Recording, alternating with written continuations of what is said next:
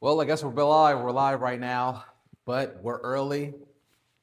No better time than to be early. Welcome to the Corbellic Studios. We're here to paint right now. I got a couple things that I still need to set up, but it's fine. I'll just wait for a couple more people to set in here right now. I'm just going to get my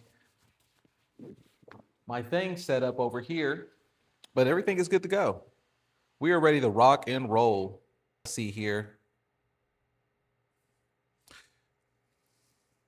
Just setting up my canvases, and then I'm going to set up what we're going to paint today. Let's see, put everything up on here. All right. So waiting for a couple people to get in here right now. I'm on time today. I'm super on time.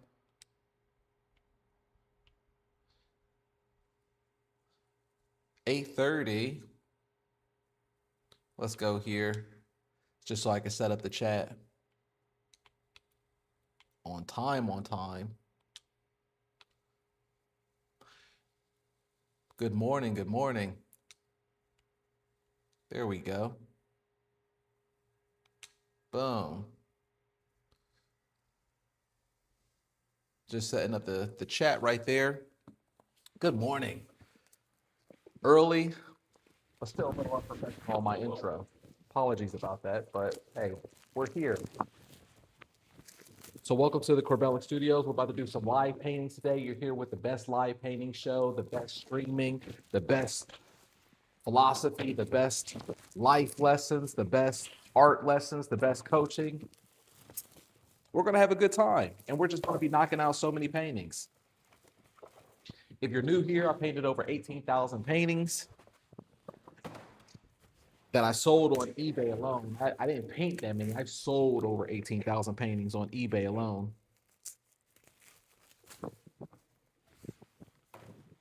And we are ready to rock and roll.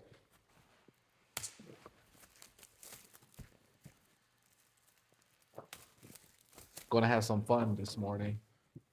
I'm opening up my canvases right now. See, I was trying to do this beforehand. It's so crazy.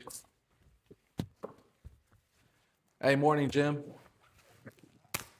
It's so crazy that usually how I start the stream off, I had to press a live button, but today it was like, as soon as I pressed the go, it was like live. I was like, oh man, I guess it's showtime. It's showtime at the Corbellic Studios. Your mic is turned off. Oh, there we go. It was flipped upside down. Thank you for telling me that. Here, let me get my other microphone as well, too. Let me get my other microphone, sync it up to me, so we can have double. I appreciate you. Morning, Beth. All right, let me know if we're good right now, Sweet Life, on the microphone situation. I also want to say thank you for everybody who showed up yesterday on the live streams to the birthday live stream. That was a really fun, cool one. I really appreciate that one. That was really awesome. I mean, it just had fun. I mean, we really just kind of like spitballed it and just gone with the flow, but it all worked out and it was really appreciative. It was like I think it was like one of my coolest birthdays because we got to spend it together yesterday, and you know, just had that moment where we're celebrating the hard work, celebrating each other. So I was celebrating you as well yesterday, so I appreciate it. Now let me number these off. So check this out. This is what I do, right? I do stuff like this. I'm gonna show you a little trick right here since you're here. Since you're here early, I might as well show the early birds some tricks, all right? All right, so this is where I left off with yesterday, right? And you can see on there with the SKU number, it's 108, 109. So I know that my new batch, I'm gonna go 110, 111, et cetera, et cetera, et cetera. That way I have it in order. And then I wish there was a way I could spin it over so you can see my shelves, but Yeah, that way, when it's time for me to list them, they're all in order on the SKU number, and I don't have to go like whatever the next painting is and look at them. I just know they're in order, and they're in order from how I take the pictures. So they're how I take the pictures, they're categorized in order, and then I'm able to just know I'm starting at 108, and I'll put 108, and then whatever the last painting is on the phone, that's how I'm able to categorize it. So let's see here. It's 108, 109, 110, 110, 11, 12, 13, 14, 15, 16. Good morning, AZ lady. We're here early birdies. I was categorizing my canvases right now. Let's see here. Yeah, so then it'll look like this. Boom. So now we're in order. Ready to rock and roll. Let's see how dirty my water is. I might have to clean my water out for a second. Here, let me clean my water out, but I'll still be here. Let's bring some more people in here. We're so early, right, to the show. Just still getting a couple more people in here, and then we're going to be ready to rock and roll. Hope everybody's having a good month or a good morning so far.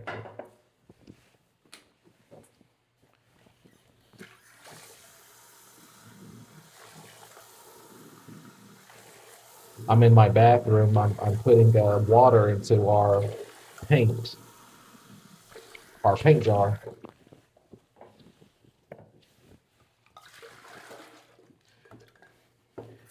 It's important to do this so that way we don't have that muddy water.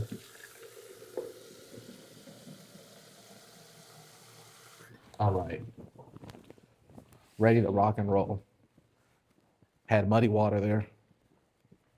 Muddy water. How funny. Muddy waters.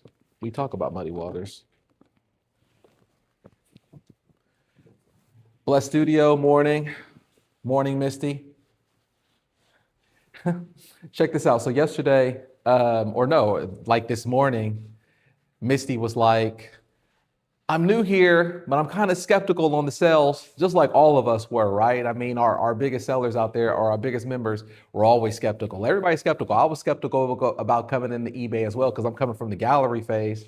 And as soon as she says that, right, her next post, like an hour later, she goes, oh, I just got my first buy it now where somebody paid, I think it was like $300, right? And we're talking like in euros. And she was like, wow, okay. And I was like, yeah, so this is just the beginning. But congratulations on that.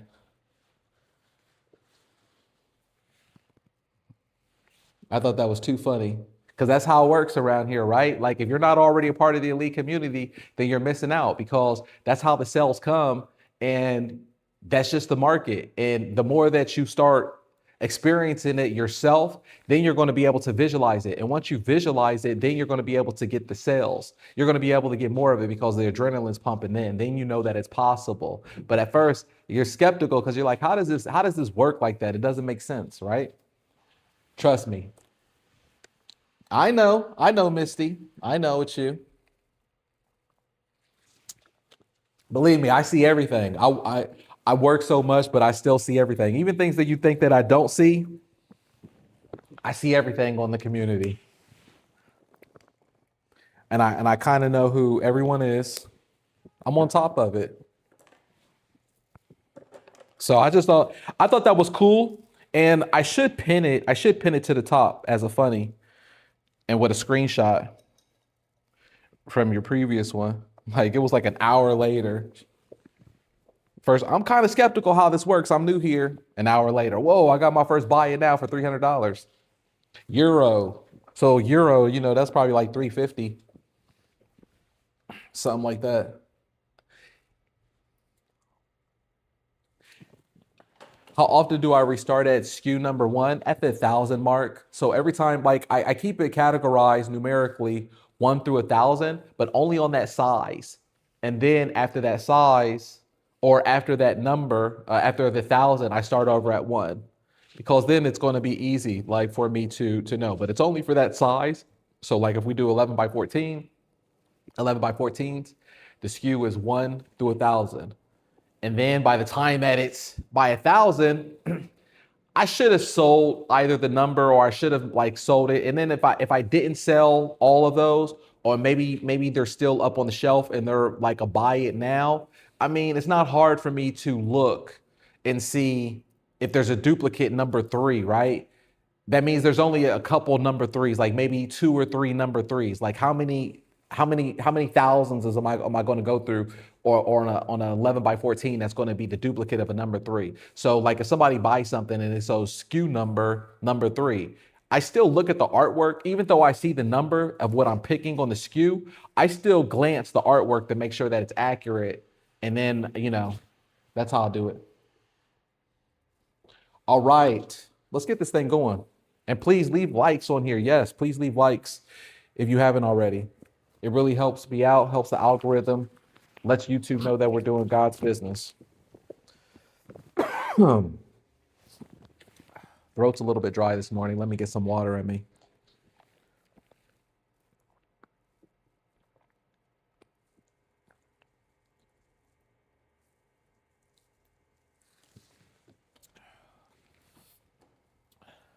As an artist, we drink lots of water. Make sure you drink lots of water as an artist. And I'm telling you, as an artist, water acts like coffee. Water acts like something that will keep you going throughout the day.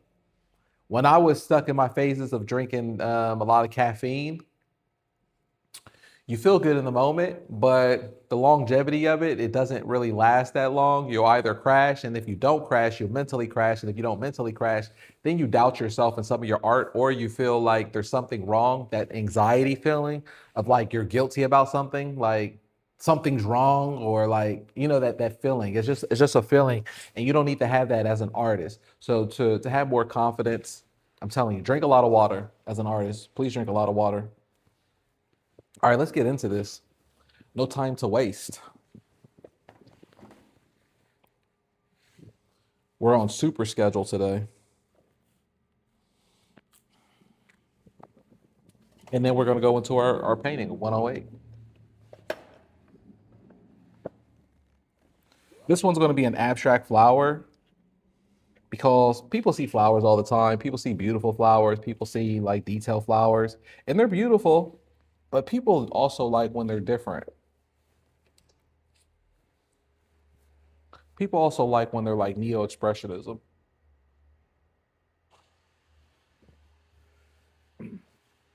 So we have our flower right here, which is the baseline, but I'm just going to still be a child off of this one. I'm just going to do what I want to do. I'm going to experiment and do what I want to do.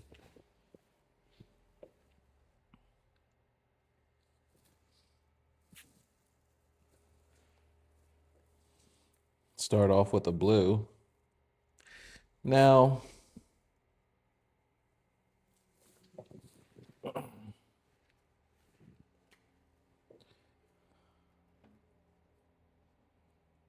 let's see here. All right. Boom, bang.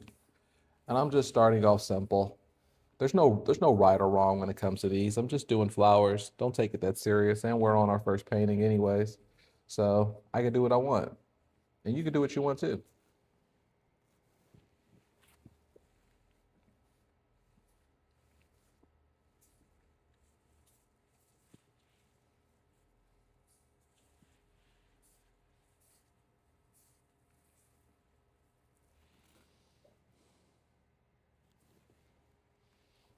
All right, let's see this. I'm just doing like a little background right now before I get into the principle of what I want. Now, what we're going to have a conversation on today is how to sell more on eBay than galleries. Or how we do it, how we sell more, why it's beneficial.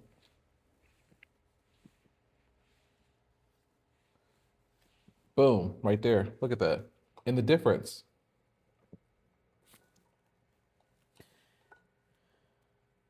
Galleries, they sell titles and they sell status, right? And a lot of times when people are skeptical of how this works, they're skeptical because for so long the gatekeepers always sell status. They sell the title, and the title is very cool. I mean, who doesn't want to be, it's romanticized. When you think about being an artist and not being a starving artist, it's romanticized that you're one of the ones who made it. It's like a movie star. You're like a movie star in the galleries.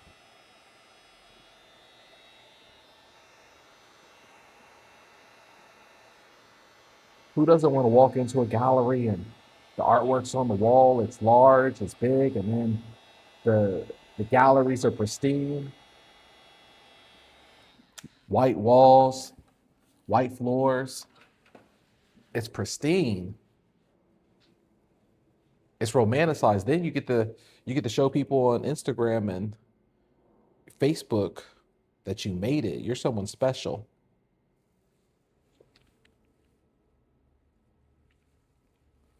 Those are the things that they sell.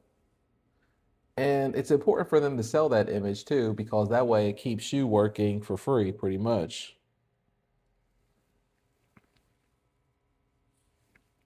Because they have so many different artists who they have to represent.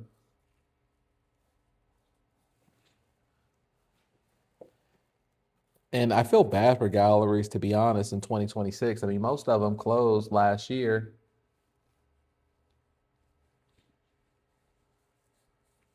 And now the only thing that they have to hold on to is to sell you the status.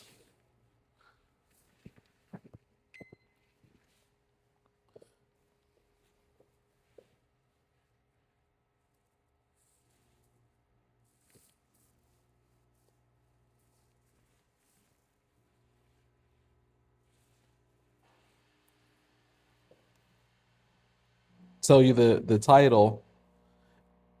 But if you ever do get to sell a painting through them, they keep the collector's list, the black book they call it, because that's who they have where they have to try to dish off their other artists' work. They keep the black book on the relationship. You don't build the relationship, but then after that as well, they say, "Oh, you owe us 50%." Now, let's say that you sold a painting for $10,000 at a gallery, which comes very far in between these days because buyers are more sophisticated with their money. I mean, we went through so many bear markets over the past few years where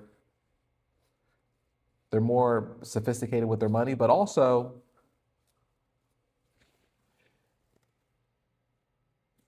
it's just that the art industry is just saturated right now. It's saturated with everybody's art on Instagram. And the pride of it is where they won't do what we do, because how dare you? Oh my God, you're selling on eBay. That's blasphemy. So at least the market opened for us. But let's just say that they did sell that piece for $10,000, which is rare in these days, in the gallery. And that painting, it sells 3 months later. I mean, I go in sometimes I go in galleries all the time just to see how much dust is collecting on these pieces. These pieces have been sitting around. But fine, they sold a piece for $10,000, and that was for 3 months. Do the math on it if you divide it out. If you do the math on it, like $10,000, but it took me 3 months to sell it, and it's been on the wall. And if you're represented by a gallery, there's only so much art that you can showcase on their wall. So it has to be the Mona Lisa. How do you know which one's the Mona Lisa? If you're only doing that, then you don't even get a chance to really paint.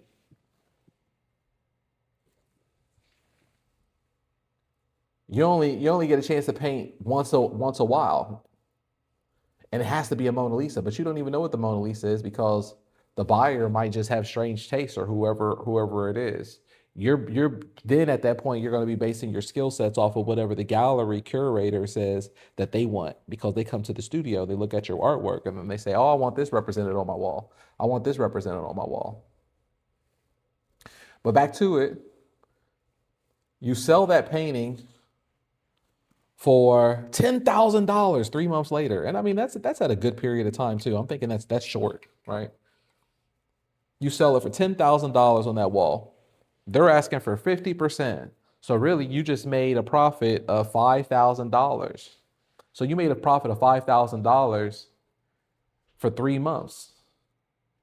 And then you got to stretch that out. How do you survive like that? You might as well get a job at McDonald's or Walmart. $5,000? I mean, we got members who's already doing that a month. If you work up yourself, you know. You work up yourself in a couple years or so, or if you do this full time, you could do that in a week. I was making more than $5,000 a week on eBay. But yet I don't have the studio title, or I don't have the gallery title of what they say that you need to be an artist. They're like, okay, well, yeah, you were probably making that much, but you're not in New York. You're not at the gallery of so and so. But they're not making any money. But yeah, some people want to feed their ego, and then some people want to feed their family. And I always tell people, like, depending on what chapter you're at in your life, especially if you're a young person, like it's hard to really convince a younger person about what we do, because they're still young and naive and arrogant of the world, where they feel like, well, I'm gonna like nowadays they want to be at the art influencer is pretty much what it is, instead of the realistic side of the monetary and what you can do with it.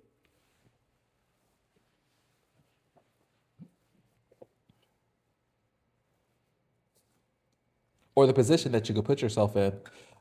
I mean, a lot of these people, they grow up on these movies where it's like based on the 80s and 90s of how New York, Neo, the art feel and the whole how it should be. And I'm going to do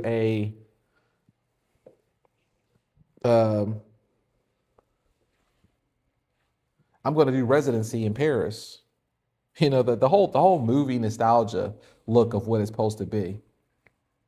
But once you live life long enough and the bills come through, because bills are due every single day, you have to say to yourself, like, which one is it realistically? Especially the time frame of how long it would take.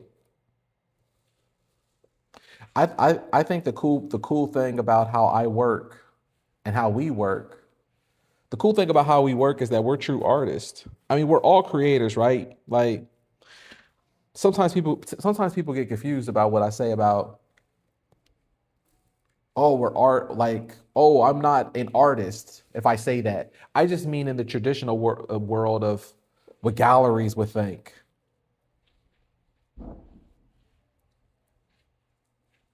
I guess I'm not an artist, but we're all artists because we're all creators.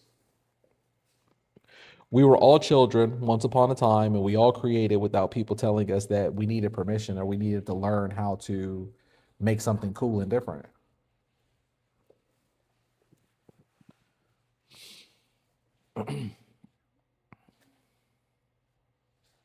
So at times when I say that, like, well, I guess I'm not an artist. It just means that I'm not in the traditional sense of I'm waiting for somebody to give me permission to create. And this way I get to create when I want to. And I get to create more art. See, if you're a gallery artist, you don't even get to create that much and you don't even get to feel like a child. Like sometimes I just like to make ugly stuff and I like to just create and I like to paint. Like, how cool is that? Like, just to make stuff. And then to have a market where you could put it out into the world and it always will sell. 95% of our work on eBay always sells. Even if you're just getting the ball rolling and maybe it didn't sell at first, or it's a certain painting, you can put it up for a buy it now and then it will always sell. The market will always come back to your artwork. Especially how we show it inside the community, how I show you to refresh your store or how to go about refreshing items in your buy it now or how to shuffle it out. We have a course for that. If you're not already a part of the elite community, then join and check that out so you can see how you can do that for yourself. But 90 to 95% of eBay art, it sells. So even if I'm right or wrong, I'm always right. Compared to waiting for a curator or somebody to tell me what's right or what's wrong. I mean, that point right there is like enough, right? That point right there is just enough by itself. Ta-da, end of the point, video's over with. All right, that's all I have to say. That's how you sell more on eBay. That's why eBay's better. All right, end of the video. No, I'm just joking.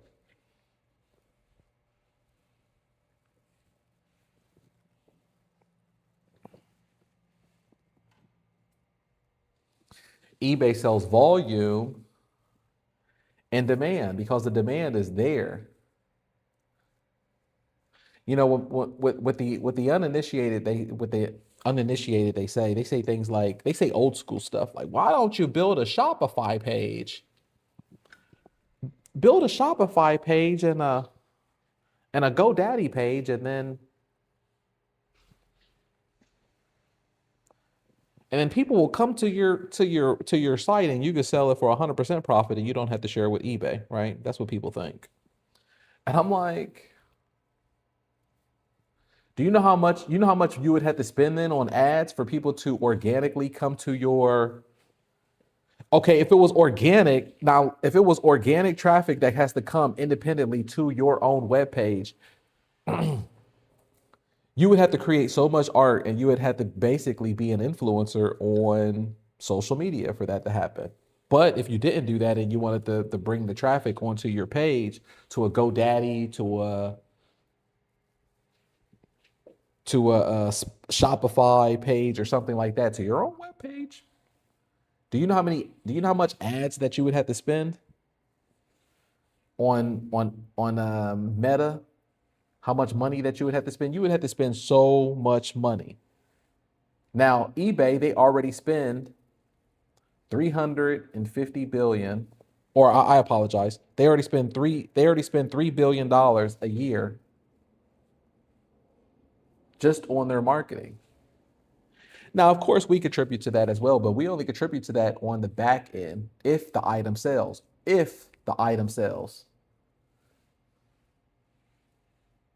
In comparison to other business forms with a startup, you have to pay for the ads up front and you have to spend for all that money, even if the item don't sell. You might not sell anything. But you still got to pay thousands upon thousands of dollars on ads. I spent hundreds of thousands of dollars on ads in my life. Unfortunately. I still spend money on ads to this day. But the cool thing about eBay, starting off for anybody, is that you don't have to spend any of your money up front. You don't have to spend for the ads. They already have the market there. So they spend $3 billion a year on ads that goes out to the internet, right, to the world for people to see your items. And then they already have 150 million people with credit cards that's linked to their system. So what gallery can compete with that? There's no gallery in the world that could compete with that. And then also there's no amount of traffic that you could ever and be an influencer to send organically to your own web page that could compete with that. 150 million credit cards that's already linked in. Somebody, they're ready to buy. In the market of sales, they call those hot leads. Everybody wants the hot lead. You don't want a cold lead, you want a hot lead.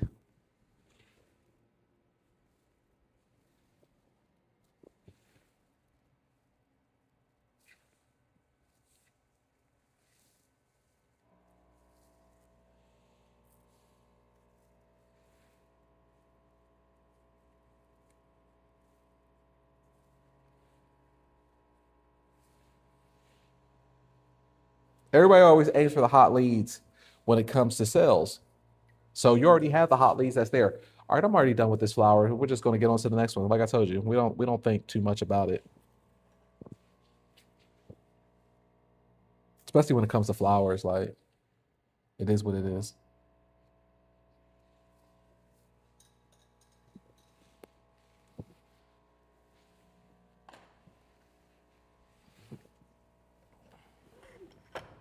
Look at that. Boom. Look at that. Isn't that beautiful? It's beautiful because it's different. You can never go wrong with flowers. I love doing all kinds of different things when it comes to flowers all the time. People want something different. First painting down. And I'm gonna tell you, like I spent a lot of money on my own website as well. I spent this is in the day when you actually had to hire like a web designer. These are the days where you actually had to hire a web designer to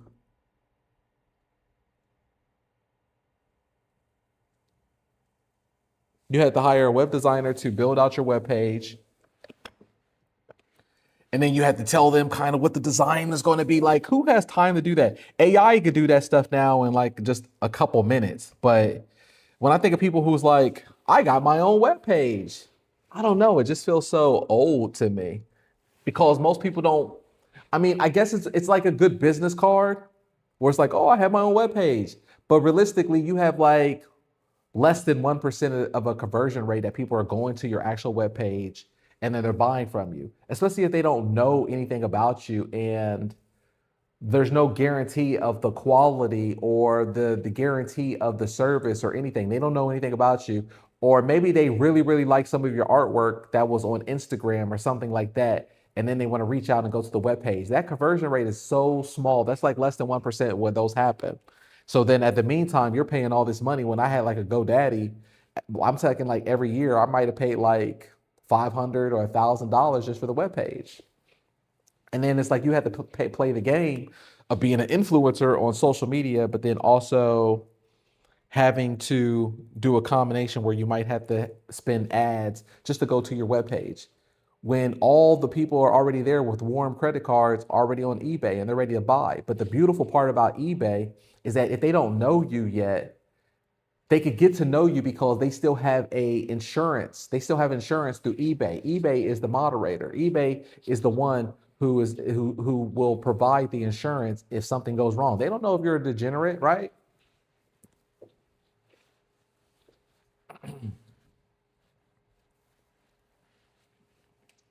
They don't know who you are. So that's the beautiful part about eBay is that I'm like, you don't have to trust in, I don't have to talk too much. My record shows for itself. I sold 18,000 paintings. Okay, that person right there obviously is not a degenerate. They've done this long enough. They stayed in the game this long. Okay, then they also look, wow, the person has a top rated seller. They have a top rated seller badge, which means that they're constantly shipping and they're shipping on time. Or this person like, you have an insurance there. So even if the art is whatever, people, another thing when it comes to galleries, right? In this day and age,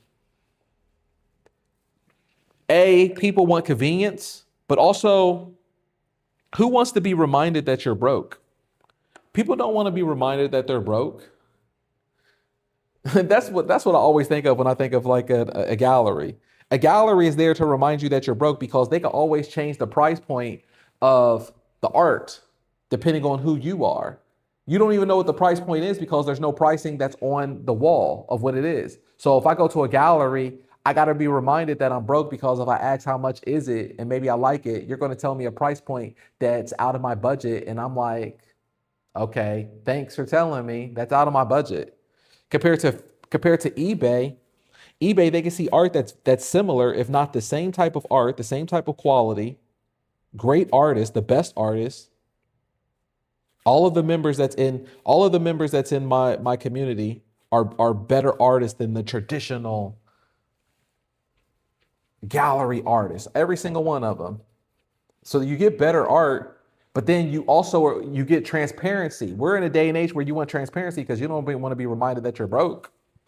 Or you don't want somebody feeling like you're gouging them like a car dealer because really the galleries, they're hurting for business. They're closing, so they're going to change the price point of whoever, and they'll never be transparent. That's why they don't have the price point there because they change it.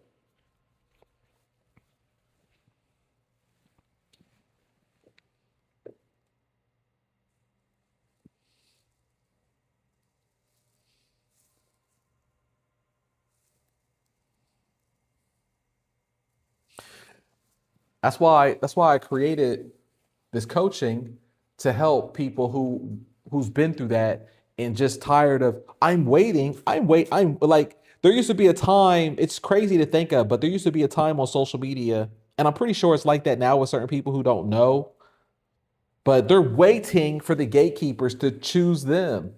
They're waiting like one day that it's like Hollywood, right? Like when I think of old Hollywood, I'm like, okay, there used to be a point in time in Hollywood, right, where a casting director would cast you for a movie, or oh my God, you're going to be a star, and nobody knows who you are. Like it doesn't work like that nowadays. Like it doesn't like.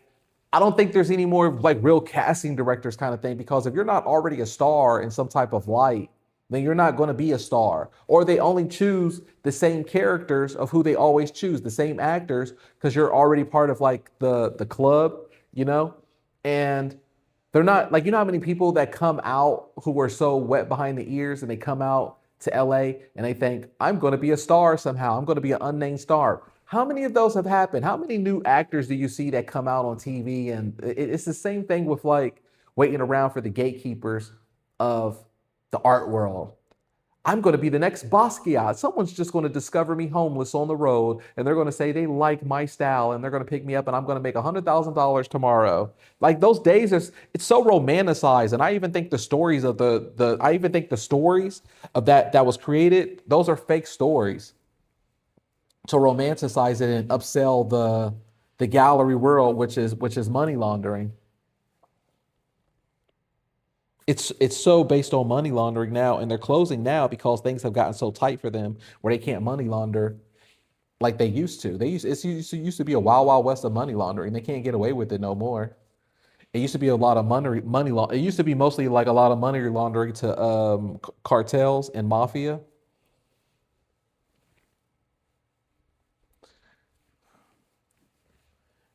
There used to be a point of time where I would get in trouble for even saying these type of things, but it's like the game is kind of like closed up on that side too much where it's not too much of a big deal. Everybody knows it. But the people who don't know it, they're thinking that I'm going to be a star and people are going to come looking for me and I'm going to make it. And it's like, it doesn't work like that.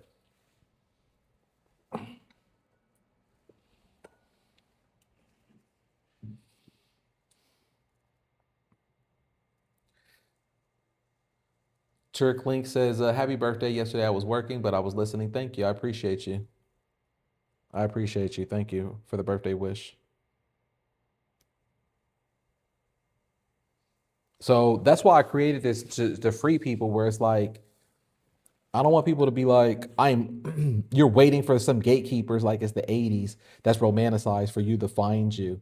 And then what people don't even know about art history too is like most of the artists, since for like close to 100 years, the biggest artists have always been selected by the government for propaganda. So the biggest artists who you think that are like free in their artwork, the reason that they were so free in their artwork and they didn't care is because they knew that they were getting propped up by the government on big sales and fake laundering anyways, because they were propaganda pieces. Usually they did a lot of that during the 80s when it was like the whole Soviet Union. They would hire pop artists, Andy Warhols and Basquiat, to create pieces and stuff to make it like a America's cool pop culture, Levi jeans, Playboy magazines kind of era. And a lot of these art, they've been doing that for a long time when it comes to artists. So not just along with, they still do it, of course, with music, movies, like the whole, like, Hollywood from the Holly Tree, Warner Brothers, all of them, they were all created for propaganda. And it's the same thing as the art world. So a lot of times people romanticize these movies and these ideas of things like it's like natural, but it's not. And I still know it to these days because I know people who were I know people as of recent who were put on because of propaganda. People who I used to be friends with.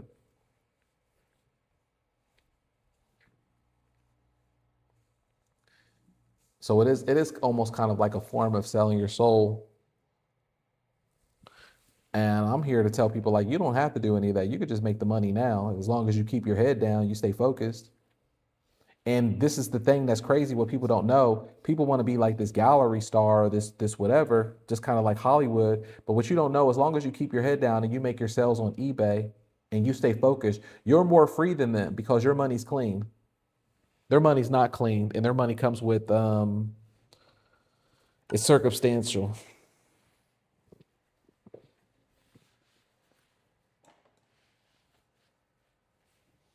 Remember this favor I owed? Remember this favor I did for you? Remember this thing? It's more free where you could just create art and not have to deal with the hoopla of every single day, the pressure of well, I have to put this on and I have to do this. I have to make this real.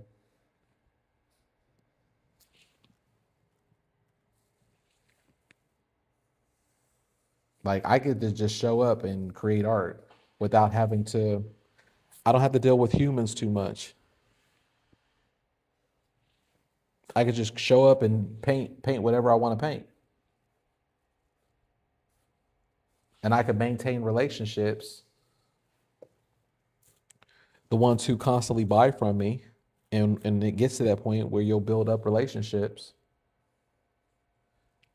And then it gets to a point where it's like you're in control of your own collector's book. It's going to be like that once you start doing this for a couple years, you have your own collector's book. So it's like you'll always be printing money. Like anytime you need money, the longer that you do eBay, it's like you're building up your own bank. Anytime that you ever need money, you have certain collectors that you can always reach out to, certain art styles, and then you can always like do things behind eBay where it's like you could do one-on-ones, and it's never a problem because they know that you're good business.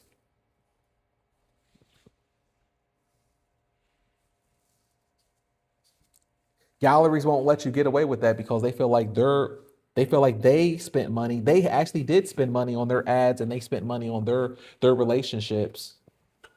They spent money on their relationships and whatever for their collectors. So their collectors, they always will tell you that they own the collectors. They own that collector's book because that's part of the gallery because they have other artists that they have to represent.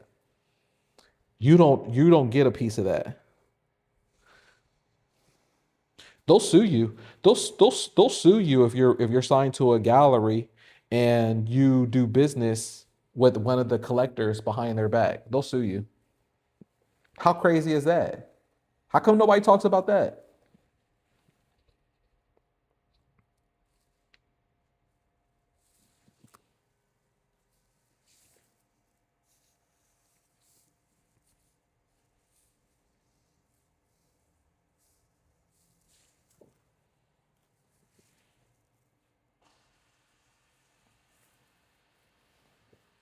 They make people sign NDAs that you can't even sell on eBay or you can't even sell like somewhere else. Like you can't even provide for your family. So you have to wait. You have to wait 3 months or so you can make $5,000. And then they sell you on the idea, they'll roll out some good cheese and crackers on a party. They'll do that for you.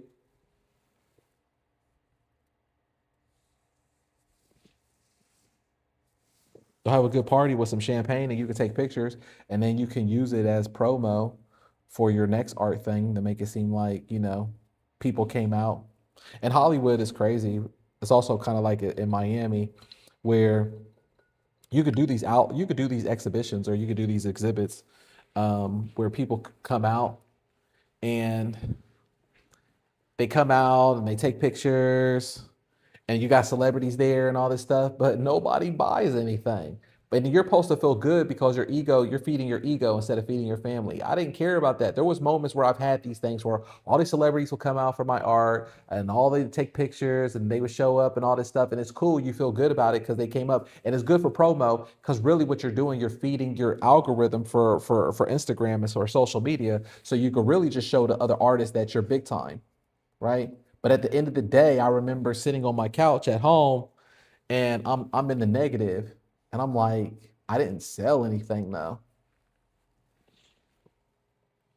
And then what saved me at this time, I remember God saved me because I was in the negative and it was around Christmas time.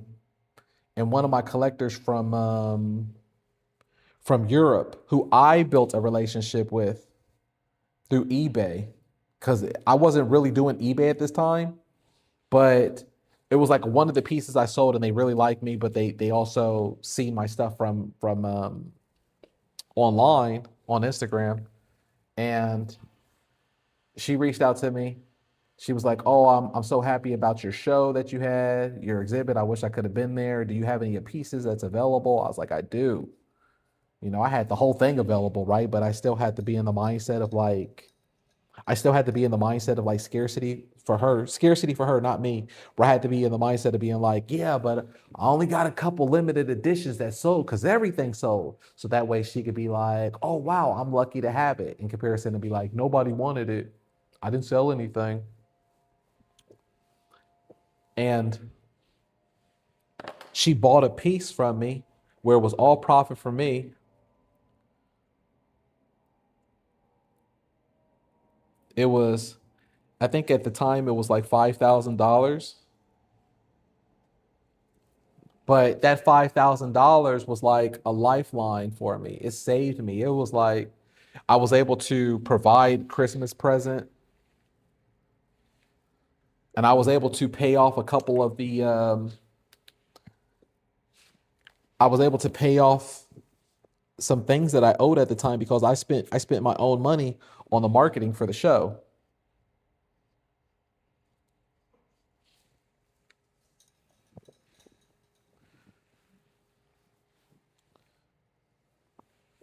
And that was all just from eBay.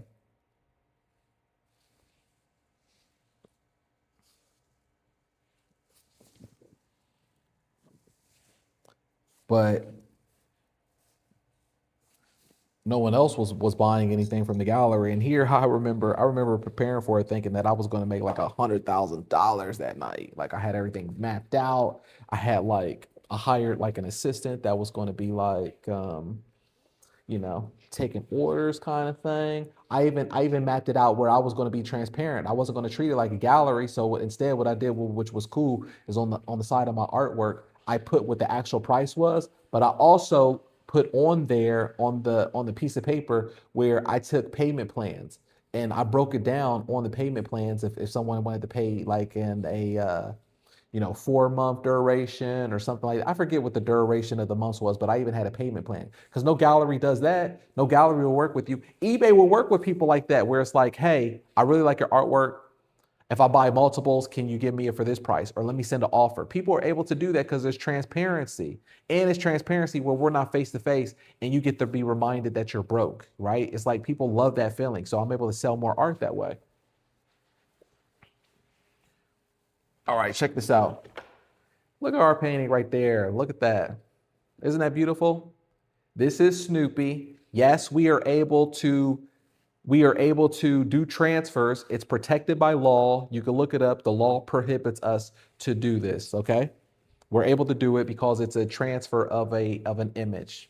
It's not the exact or whatever, we're able to do it. But even so, if not, it's not even a big deal. Nobody's coming to sue you on eBay for making some fanfare, whatever cartoon art or anything that you want to do, because you're not selling millions of them. You're not doing prints and replicas, and you're not going to a stadium to sell out so many of these things. It's only on eBay. There's so many people who do it. It's fan art. I mean, people have been doing it since Andy Warhol, Basquiat, so many artists do it. You go to galleries nowadays; they're all filled with fan art of different kind of cartoons or different type of trademarks. It's art, and we're protected by law to do it, so nobody can do anything about it. So if anybody says, "Oh, you could be sued and this, that, the other," no, you can't.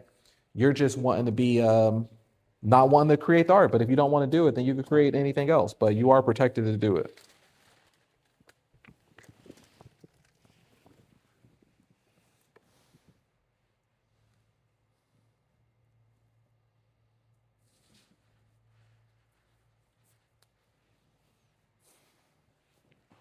On to the next.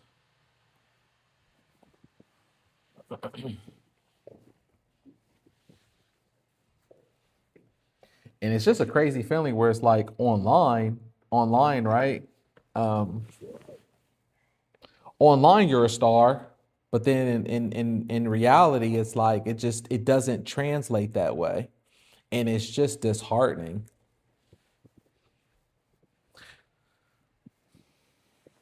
So with the internet and selling on eBay, it removes the gatekeepers.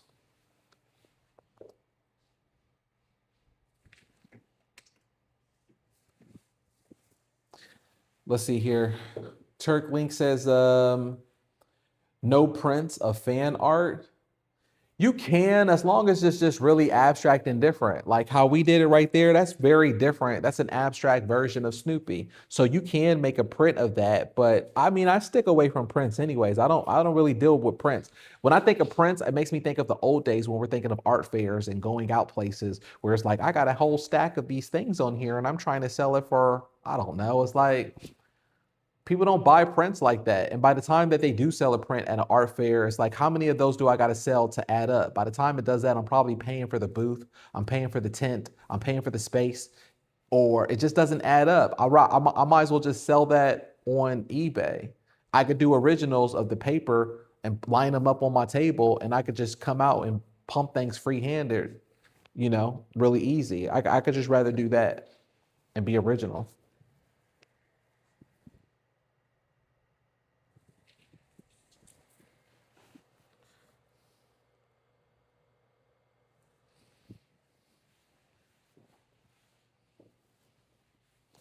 Let's see here. Sean says, yeah, I've done so many art coupe shows. So did I. And he says, I didn't show crap. It was cheaper than storing my art in a storage unit was the only reason I was there. Only eBay I would sell art. He says it was such a waste of time, but I had fun.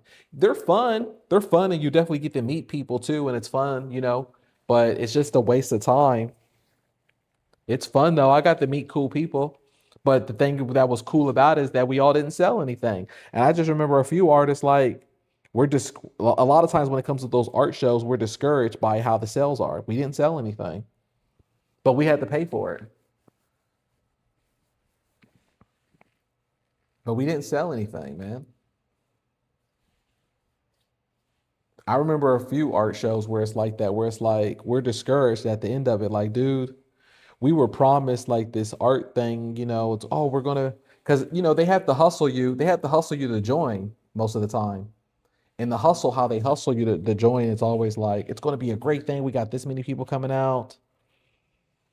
We got a lot of buyers that's going to be coming where it's going to be a great show. It's going to be great exposure for you and your brand. They really sell you a good thing. And then this is the thing, like when you're a struggling artist like that, right?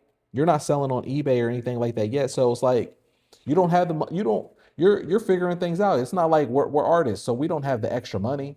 But here you're thinking that opportunity, all right. And we're talking like I used to pay these art coupes like $1,000. you know, like between $500 and $1,000 to join. It depends on the money depends on your wall location where they give you. If they give you more wall, if they give you more space, ooh, people get to see it. They walk by, but the people who do it, they're broke. And it's a great party,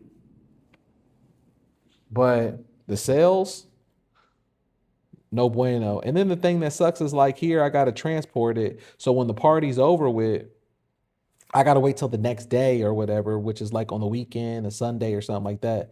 I gotta go back there and I gotta transport all the art out.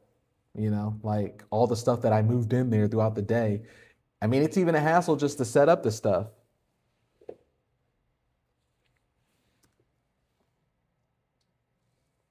And then you get everything set up and you're feeling good. You're taking pictures. Ooh, this is gonna be a good day. This is gonna be a great time. It's just gonna be a party, but nobody's buying. And then the thing is, if anyone does buy anything, it's usually someone who is like close to a family member or somebody like that who kind of personally knows you. And then the only thing that they usually buy is like a print. So it's good to bring prints to places like that. But the prints there that you're only selling a print that's like you're selling a print that's I don't know, $20 or something, right? What's 20 like, okay. And maybe you okay, if you're lucky you sold four prints, which is rare, but what is that? What you sold $80? That doesn't pay for anything.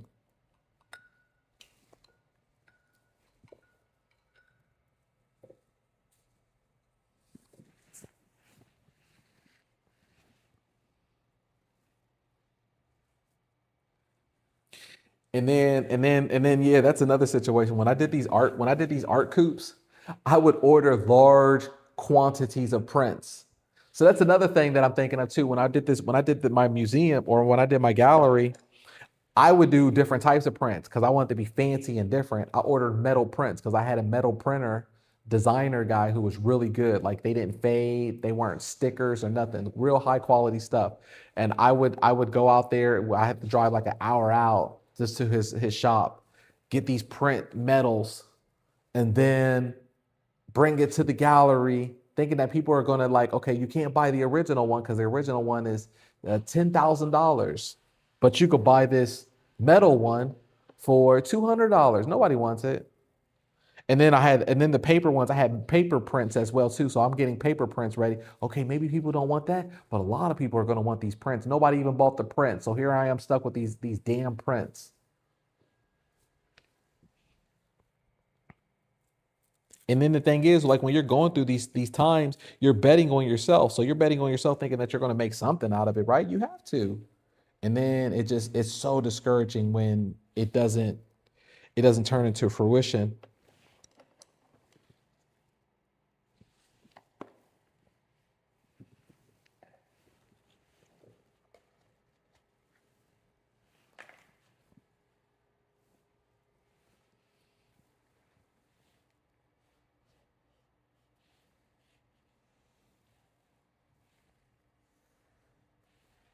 So then at this point, eBay saved my life. Someone wrote, "Do you make passive income from your art?" I do now, but it's not passive income because it's actually work that I put in.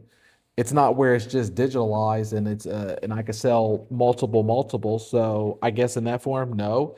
But I have so many pieces of art that I have that there's always someone who looks at my store and they buy a painting that I made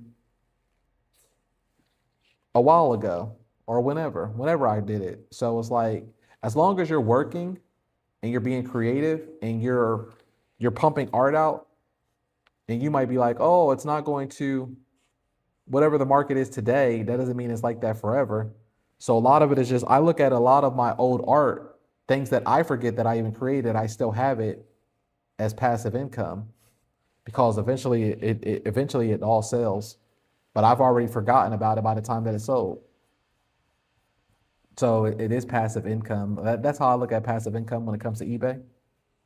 It's just art that's already It's already been created, and it'll sell eventually. I have to do the auction, which is daily, or people like to combine orders. They do the auctions and then they go to your buy it now store.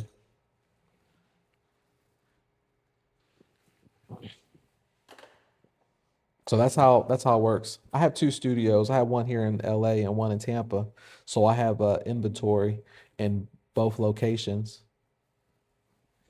And you'll get like that too. That's why it's always cool to just like we're free to create art because it's going to get to a point within yourself where like you have to. There was a day I woke up and it was like, hold on, like why are you Mona Lising yourself? Your store on a monthly level, on a monthly basis, you're allowed to have or you're allowed to add 2,500 items through my subscription on a monthly level. Like, so you could have so many pieces of art. Like, you're not going to break the internet. Just keep flooding it. And then that way, whenever whatever sells, just make sure everything is categorized. It's all passive income. That's how I do passive income. But I still keep it original. I keep it passive because I work so much and I have so much artwork that when it sells, it's passive income for me because I'm already been working on the new stuff. Like I don't know about it. I don't know anything about the thing that you're buying or you're looking at. I created that. I created that so long ago, but in comparison to the gallery, right? The galleries, they're waiting for that one piece to sell. Me, I've already created so many other pieces past that one that I sold.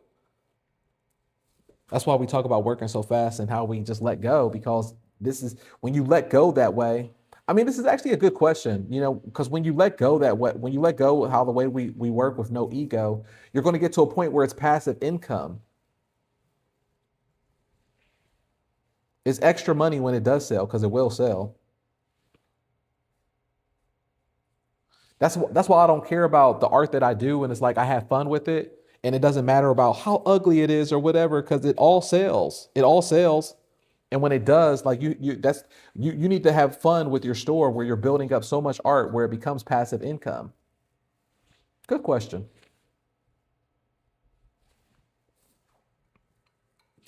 Let's see here. AZ lady says, then the mental negativity of having all those prints unsold. It's so horrible. It's so horrible. It's so horrible that, yeah.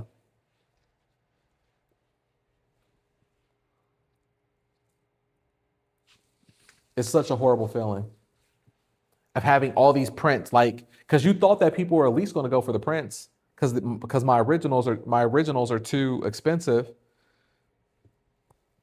for most people, but at least I'm giving you the opportunity to have a print. And what I would, and this is the killer part too. How many of y'all have made prints, but then you also tried to hand embellish some of them? That's what I would do too to make it original. So that way they just weren't like based off of a printer machine. They're hand embellished. Well, it's hand embellished.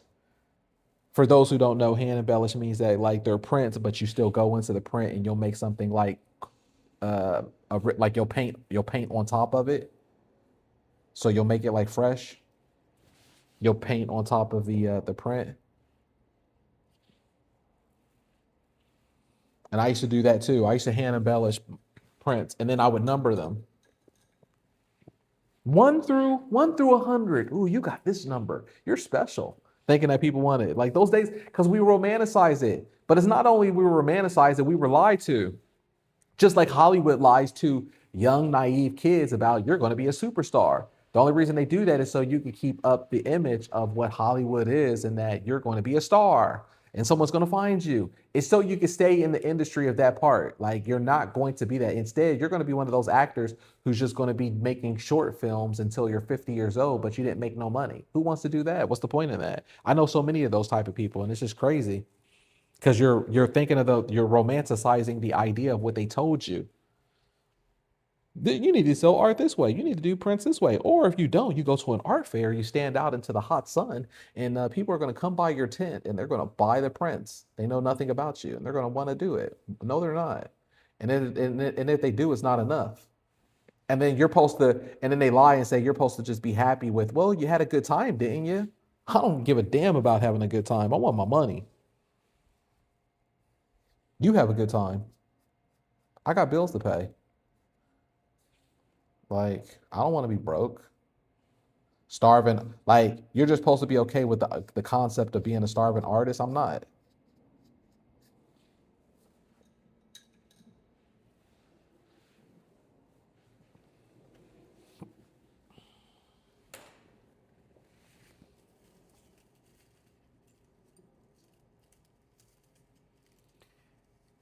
Dave says, is eBay good for art in the $200, $400 range? Yeah, definitely. I have so many artists who, so many members who sell that. Like, just today, like if you just came here, it's funny, Dave. I have a member right here. She just joined this week. And today she was writing, well, she was like, I'm still learning, but I'm still kind of skeptical of how everything works. And then an hour later, she wrote on there, she goes, whoa, okay, it's working. I just sold a painting for $300. And that was today. And she just started her snowball effect. She just started of how to work the system. She's not even close to building up herself yet, but she's starting to see the results. So yeah, all the time. Yep, see? Yeah. So yeah, just go into the link. The link is pinned to the top. You could check it out, join there so you could also see for yourself and you could do it for yourself. But it's definitely good. I mean, I've sold my biggest sales have been through eBay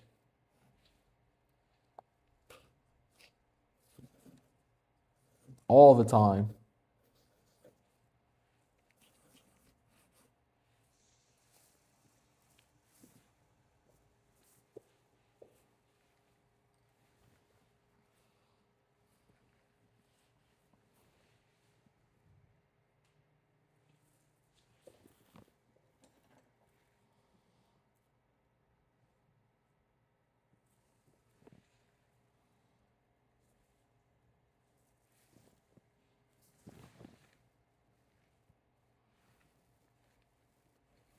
Because people will rather deal with that with the transparency than go to a gallery.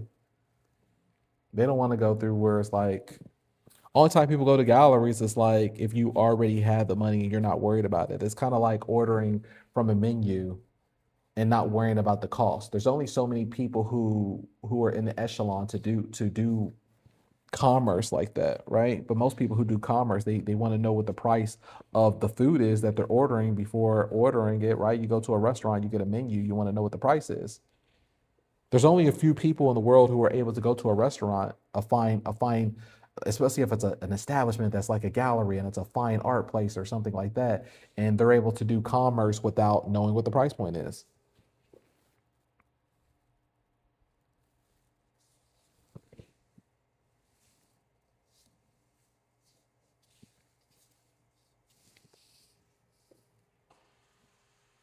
And how about the $1,000, $2,000 range? Yes, that too.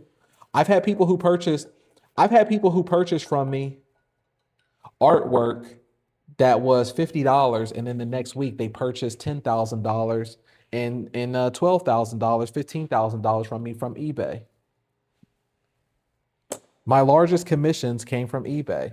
I've had a gentleman who bought uh, $2,000 from me from like an old gallery painting and then another $2,000 painting. He felt like he already invested in me at this point. So then the next week after that, he hired me to do a commission piece, which was five separate paintings and it was a series. And then each one of those was like $10,000. So we're talking like that was a $50,000 commission piece because it was a series. And that was all based on eBay because the market is already there. This is like the best promo card that you're going to have. There's ranges. People don't get it. People go, "Oh, why do you have artwork that's this low where you started off on auctions and then you have artwork that's in your store?" We say it's the gold Rolex price. So you need to have artwork that's in your store that's also the gold Rolex price to let people know where your ceiling is at, where your medium is at, because you have to find buyers at all their levels, and you will. Click the link in the chat. It's pinned to the top and you can learn more about it. You can see the members that's already doing it for themselves consistently. You could do it for yourself as well too. I was skeptical about it when I started, and I'm thankful to God that I did it. Saved my life. It's not just a course, it's a community where all these people who are pretty much in here They're in there as well, and you can just see the wins in there. So you can also ask these real people the same questions, how they were able to do it, or you can see the wins for yourself. Most courses, you purchase something and then it's just like, go here, go there, A, B, C. It's like homework and you're by yourself doing it. You're not even inspired to do it. I wouldn't do this community and I wouldn't have my coaching if it wasn't for this community, because I wouldn't feel confident, even though I'm confident in me coaching people, because I coached people before without the community. I wouldn't do it if it wasn't where other people had to show the social proof, right? Because it's like I'm selling you a course or something. It's just like it feels weird. Like I don't know, it feels icky. I'm selling you a course. Like course, it's boring. You're by yourself. So I already understand the human psychology where you're not going to be inspired at times, and there's going to be parts where you're going to need the inspiration. There's going to be times in your journey where you're going to be feeling low, and the community keeps you along with it.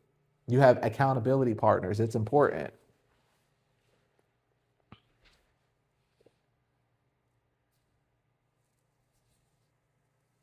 I used to 717 Best says I see the projector on your back and I'm always thinking that paintings would look good on hoodies and shirts. Yeah, I used to do I was partnered with the Champion for a while when I was in my gallery days. Let me see if I have my hoodie here. I can show you my I'm pretty sure you've seen it before. Where is it? Is it here? Maybe I don't have it here. I think it's in the car. All right. Well, maybe hold on. Let me see if I have it on the table. But yeah, it's like my art. It's like my art gallery Champion. I was partnered with Champion sweatshirts for a while with my art. So I would do art that was also on, and that's another business that I was in. So I know about that business too, about selling apparel. Apparel is difficult. I'm telling you, Corbellic, I've done it all.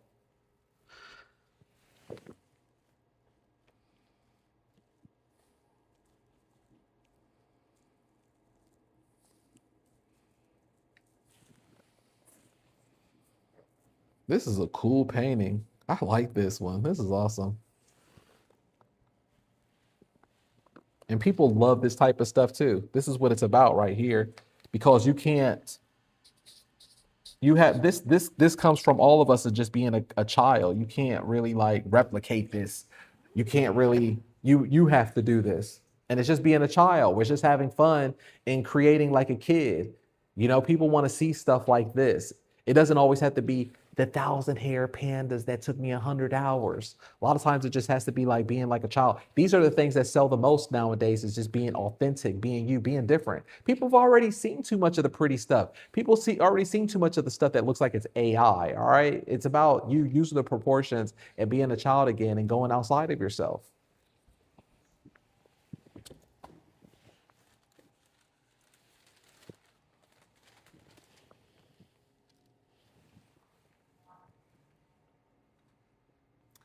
Raw says, "Is there a specific animal that sells good?" Yeah, there is. I have a list. I have a list of the top themes and the top animals and things like that. That's also in the community. So just click the link, join us in the elite community. You get a whole list of themes and different things to sell there. How to pull up your references, or even how to do reverse engineering on your references of your favorite art. Everything is mapped out for you. There's no guessing game. Okay, everything is there for you. Let's see here. What else? All right, let's go on to the next one.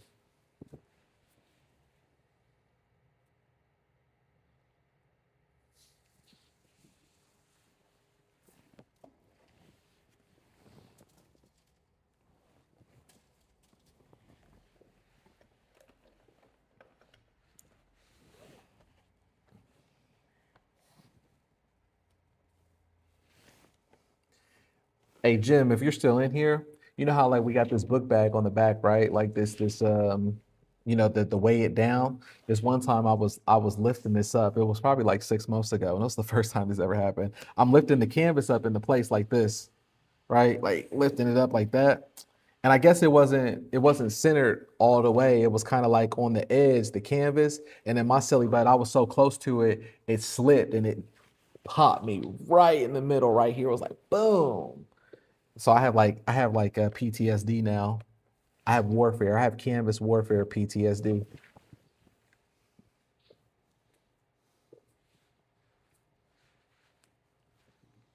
Yeah, hoodies are fun. Hoodies and clothing is real fun to do artwork on.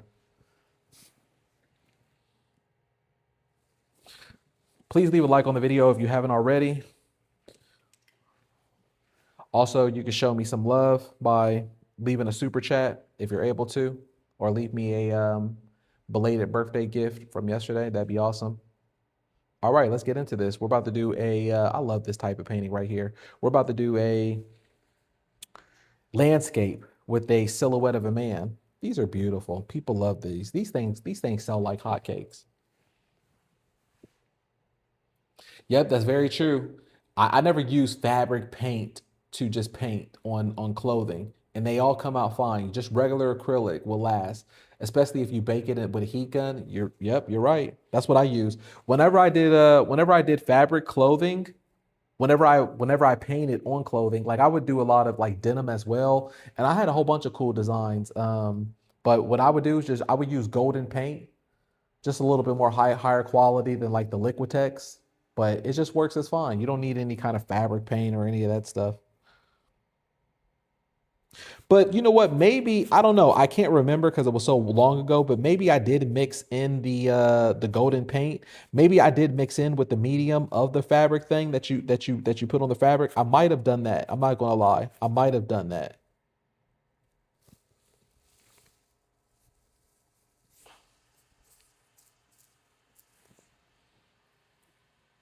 Because there's a medium that you could buy for fabric, and you could just like mix it in there.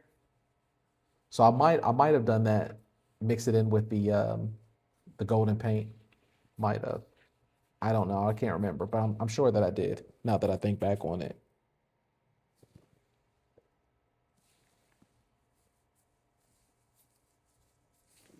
Someone said fabric paint is more flexible.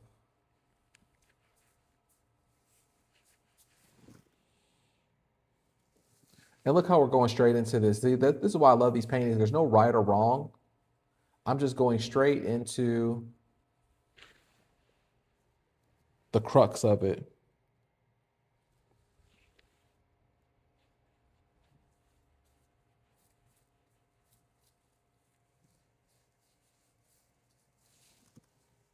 I'm not doing a background color first. I'm just going straight into it.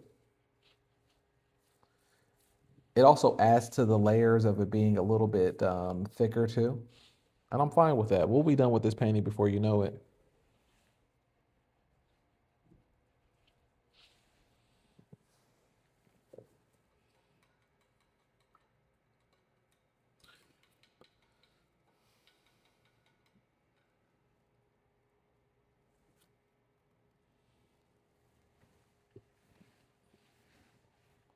Sabolum says, with abstract nature, photography prints do well on eBay. Are you a part of the are you a part of the elite community?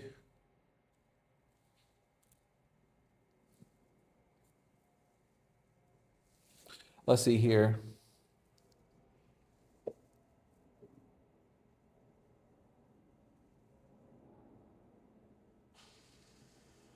Fabric paint on paper. Nope, that just flaked off. So it doesn't work on paper, but it might on canvas. I haven't tried, but it looks nice painted on fabric though. Works well with regular acrylic too, though. Like was said, yeah.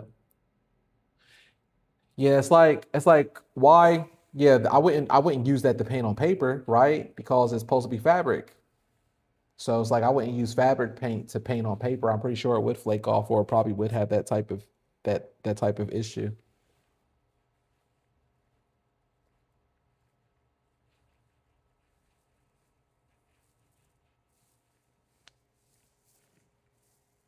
And then we just got our beautiful sky. Beautiful sky right there. And the beautiful sky wants to come out and play. And the beautiful sky just wants to say, I'm here for another beautiful morning. Isn't God good?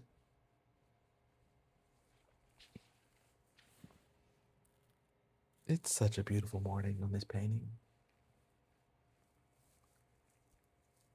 It just reminds us of the blessings of our life.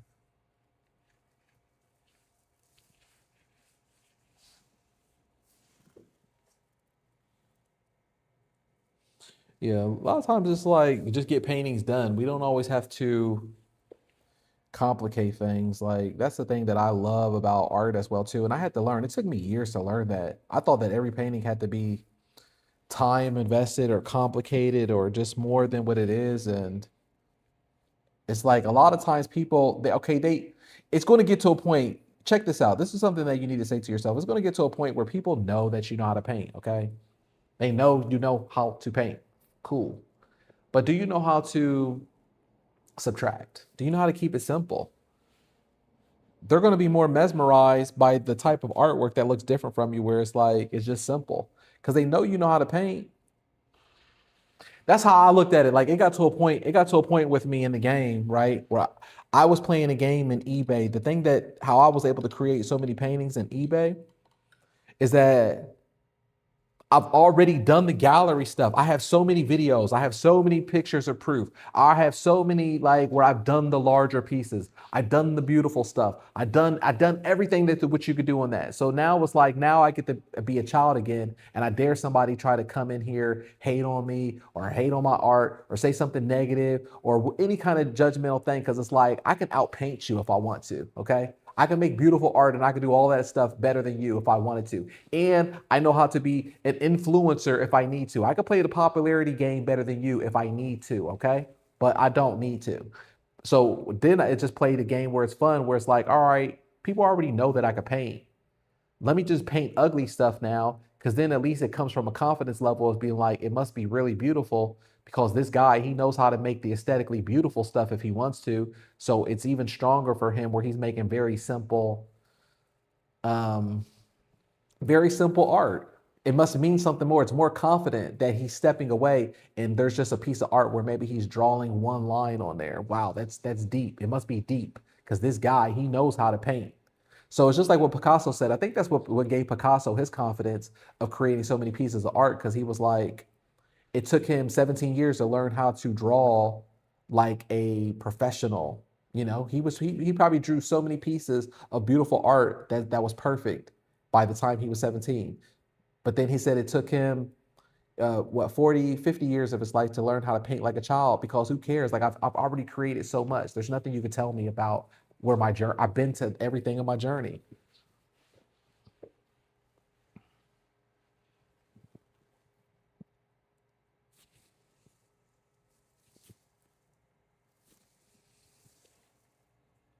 Now my journey is my journey and I can do what I want in my journey.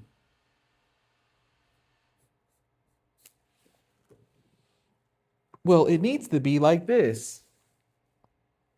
What, like this that I did this year ago? What, like this that I did that? Okay, fine, I did that. Boring. Now show me yours. Well, I can't. Oh, interesting. I can. Been there, done that. Boring.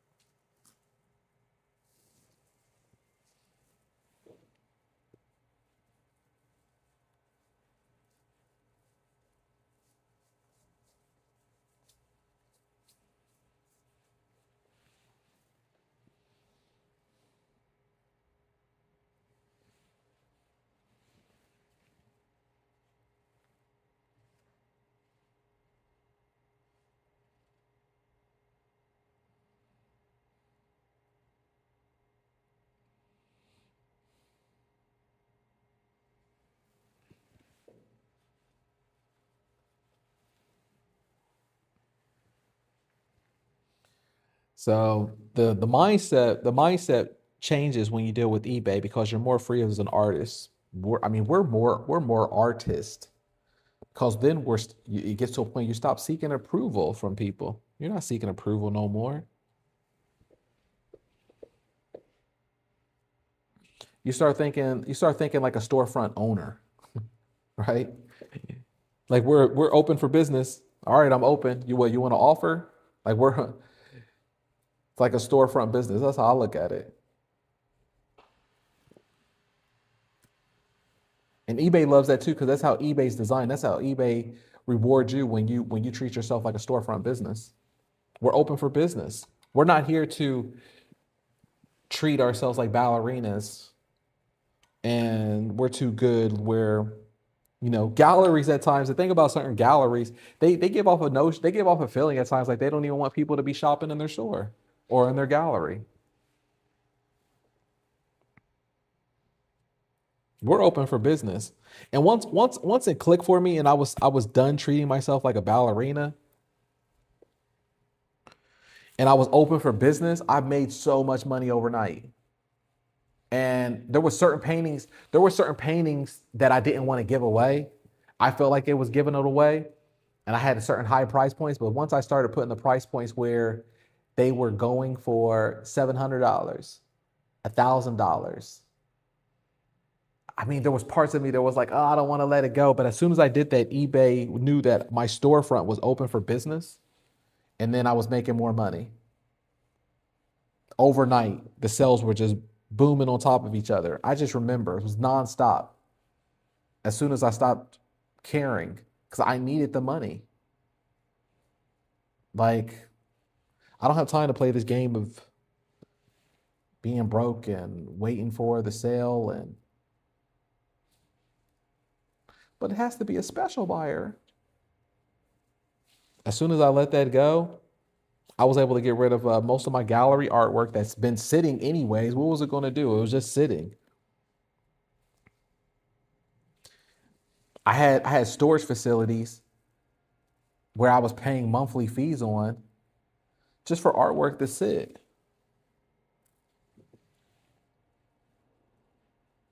And then as soon as I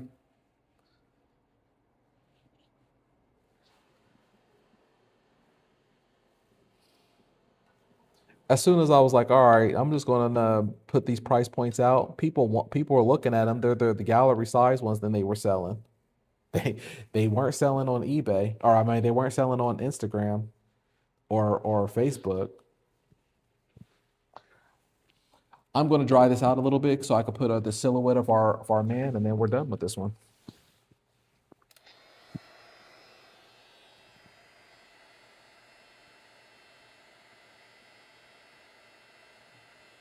So galleries, they want scarcity where it's only a few items or so, and it's a few of art pieces. I mean, so that means you're not even creating. And a lot of times for us to be artists, what people don't realize, for us to be really like great artists, a lot of times it's in the happy mistakes, and we don't even know the happy mistakes if we're not creating. So, okay, maybe the gallery, they like a few of the pieces that they want to put up in their walls or in the gallery, right?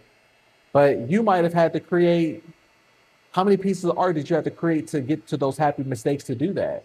And then what do you do with those other pieces? Or I had to create those many other pieces just so I could get to making the happy mistakes on this one that might sell later on, but then the other ones that I created, I'm not allowed to sell them. It's just like you're working for free.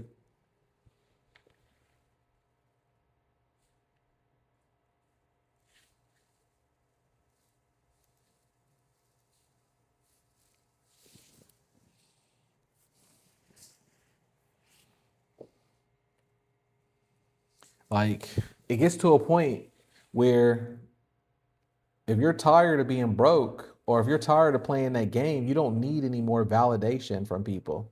You need transactions.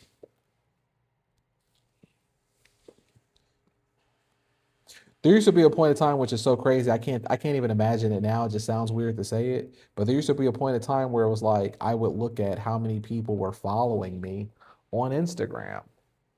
Like, it just sounds weird to say it now. Like, I used to like see how many people follow me. Oh, did I get new followers? And I'm thinking that meant something. It's just so weird that, like, to think of it now just sounds so stupid. God, it sounds so stupid. Because now I have we all have follower accounts who follow our eBay page, and that's my real follower account. So me, I have 3,000 people who favorite my store. And those are the real follower counts because those are people who I can actually go back to and I can make sales on.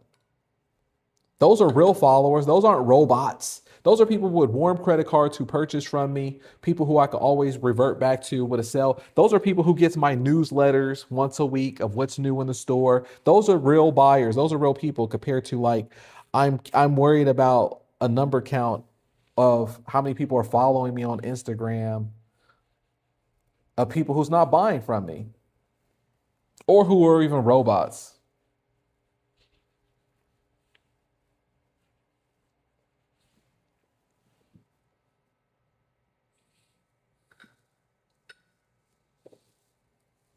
Galleries have limited of foot traffic. eBay has millions of buyers already searching. Galleries open a certain time throughout the week, Monday through Friday, certain hours of, and eBay's open 24/7. There's no curator deciding your worth. And it's global exposure. You know how many of my buyers that I have that are worldwide? China, Europe, so many, Australia, all from eBay.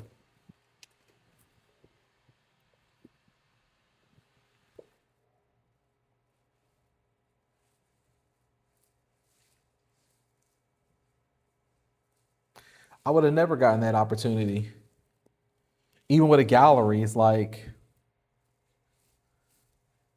how many European buyers or people around the world are coming to that certain gallery to buy your artwork, even if you are doing an art fair.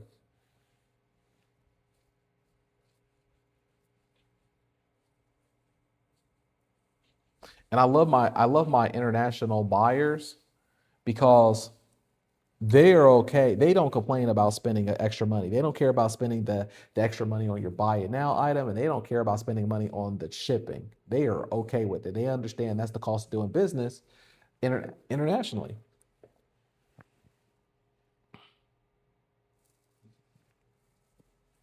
All right, I'm done with this one. On to the next one. Like I said, we're not going to think too deep on these.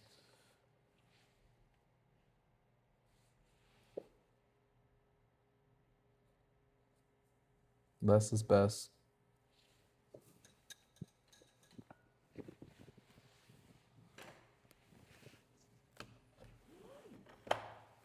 There we go. Right there. Look at that. Landscape, impressionism, silhouette man looking over the lake. Something like that, right? It's a beautiful, blessed morning of another day. Beautiful.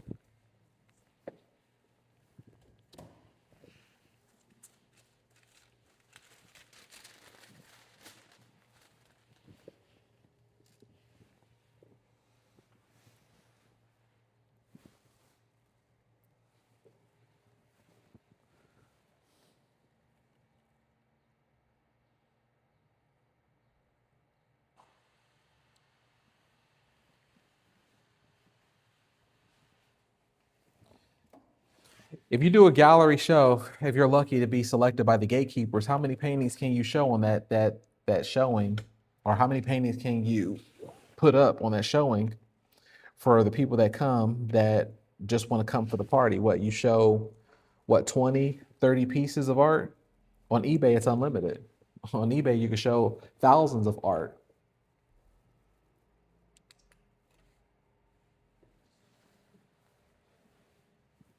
They can see all kinds of the varieties, and there's always a buyer for your art.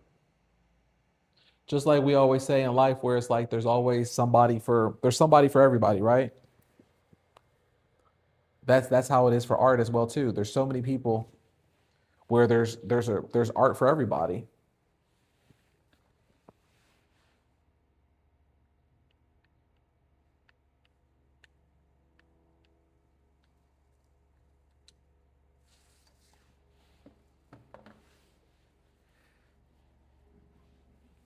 There might be some styles of art that particularly I don't like, and I had to get out of my ego and stop trying to create things that always I like.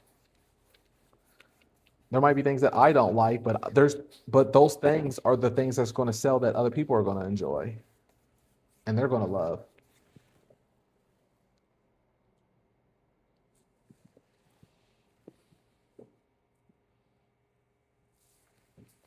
And one thing that we talk about inside the elite community is we talk about the lottery tickets.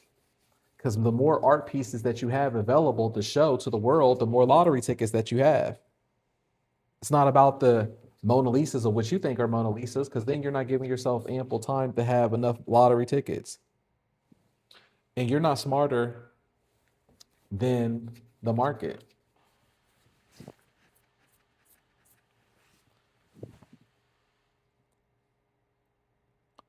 Art D. Camille says, have you tested on Etsy? Yes, I like Etsy. If you're not part of the elite community, I have a course in there on the elite community of how to cross list. So I have a cross listing course that's inside the elite community where it shows you how to cross list very fast and efficient from eBay, where you don't have to put that much information in there at all. It already takes all your information and you can put it over to Etsy. I like Etsy as well, so I show how to break that down as well there. I have videos on it, and I have a really good thorough course on there. Are you part of the elite community? I think you are. Your name sounds familiar, but maybe you haven't gotten to that point in your journey. Let me know. But take your time, because I don't advise people to rush into that either. Build yourself up, build your foundation up first before. But I do like Etsy, because I don't like to have all my eggs in one basket, right? We have to have multiple forms of income to have a confidence of who we are and where we're at in business.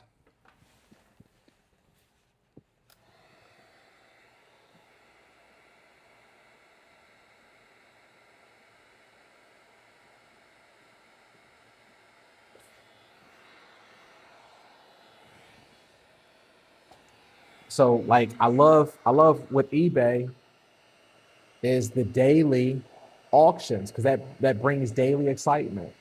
I call it the casino. It's the party, because everybody gets a notification on their phone that there's a party going on.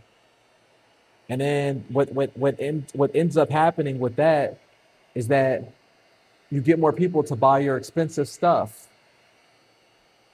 I know the more that I'm consistent within my auctions, then I'm able to sell more of my buy it nows. They work hand in hand. If I want the big money, I also got to do the auctions.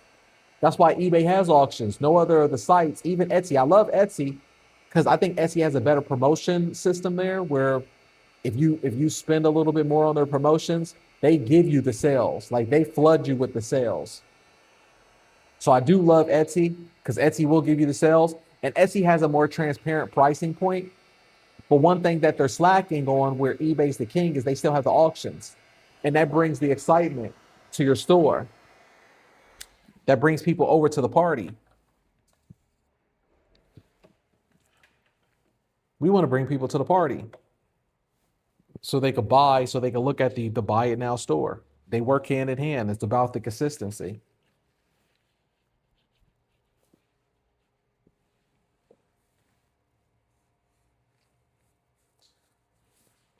All right, this is going to be a panda bear right here. It's going to be so cute.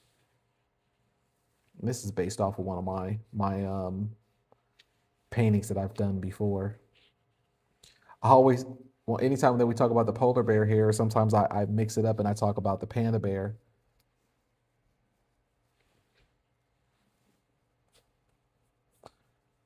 We're just building up the foundation right now to build on our colors, that black.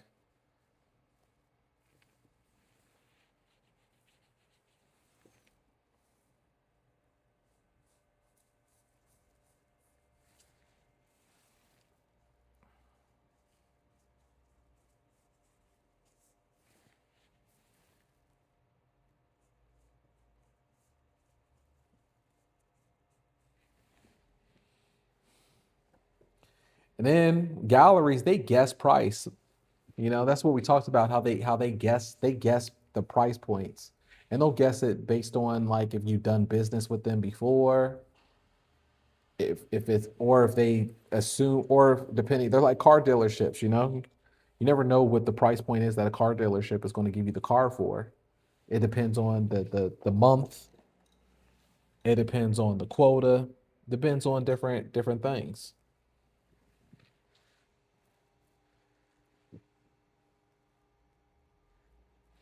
The more that you build up your clientele list on eBay, the more that you have competition. Competition raises the prices naturally because people don't want to feel like they're losing.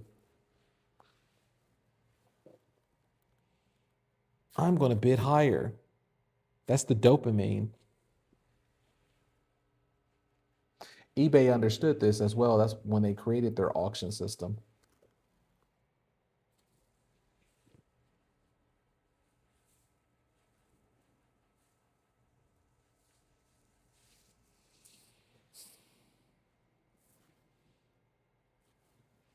Treasure May says, finally a bear. That's funny. We did a polar bear last week.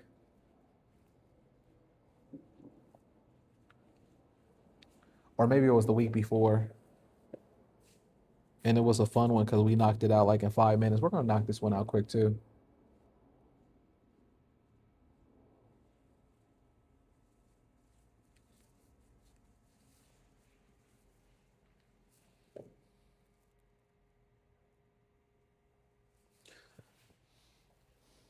So how to have better sales on eBay? The algorithm is the algorithm metrics is your gallery director. Instead of having a gallery director, you're your own gallery director.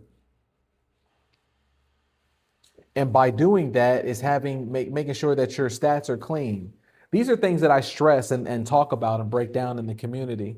Because these are things that took me like maybe a year or 2 years to quite understand and to quite realize how important it was. Because I was kind of like being a degenerate and taking it for granted when I first started off. I'm like, oh, I'm Corbellic, man. I make better art than everybody out here. You kidding me? I'm coming from the gallery days. These people out here, they make boring art on eBay. I'm the best artist out here. I could do what I want to. So I was shipping stuff late. I wasn't on time. I wasn't being consistent. I didn't have a schedule. I just thought like, hey,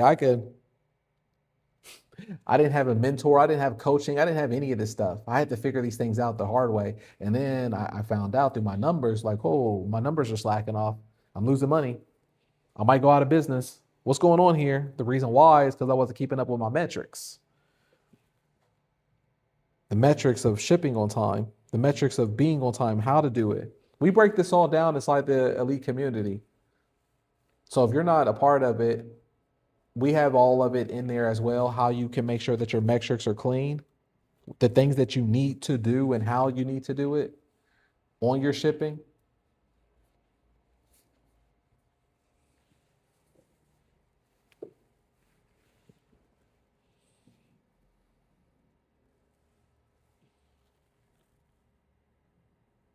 But these things are important because it's not like eBay has humans checking your stuff, right? It's an algorithm, and the algorithm is called Kissimmee. And as long as you keep everything clean over there,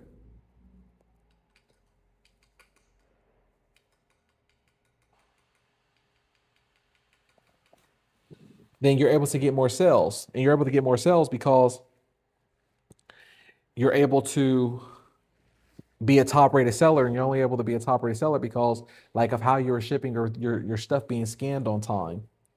And that's how you're able to be on the top pages. But then when you're on the top pages, it also helps when you have the gold badge on there that you're a top rated seller. I mean, we're talking grand slammy right there. Then you're top echelon. Now it's just up to you to keep it and to just keep doing good business.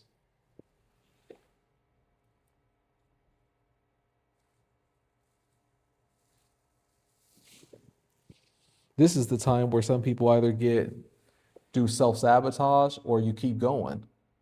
It's important to just keep going. but it's also easy in the human condition to self-sabotage. I felt like that before. It's just a weird feeling to be like, dang. You know that feeling where it's like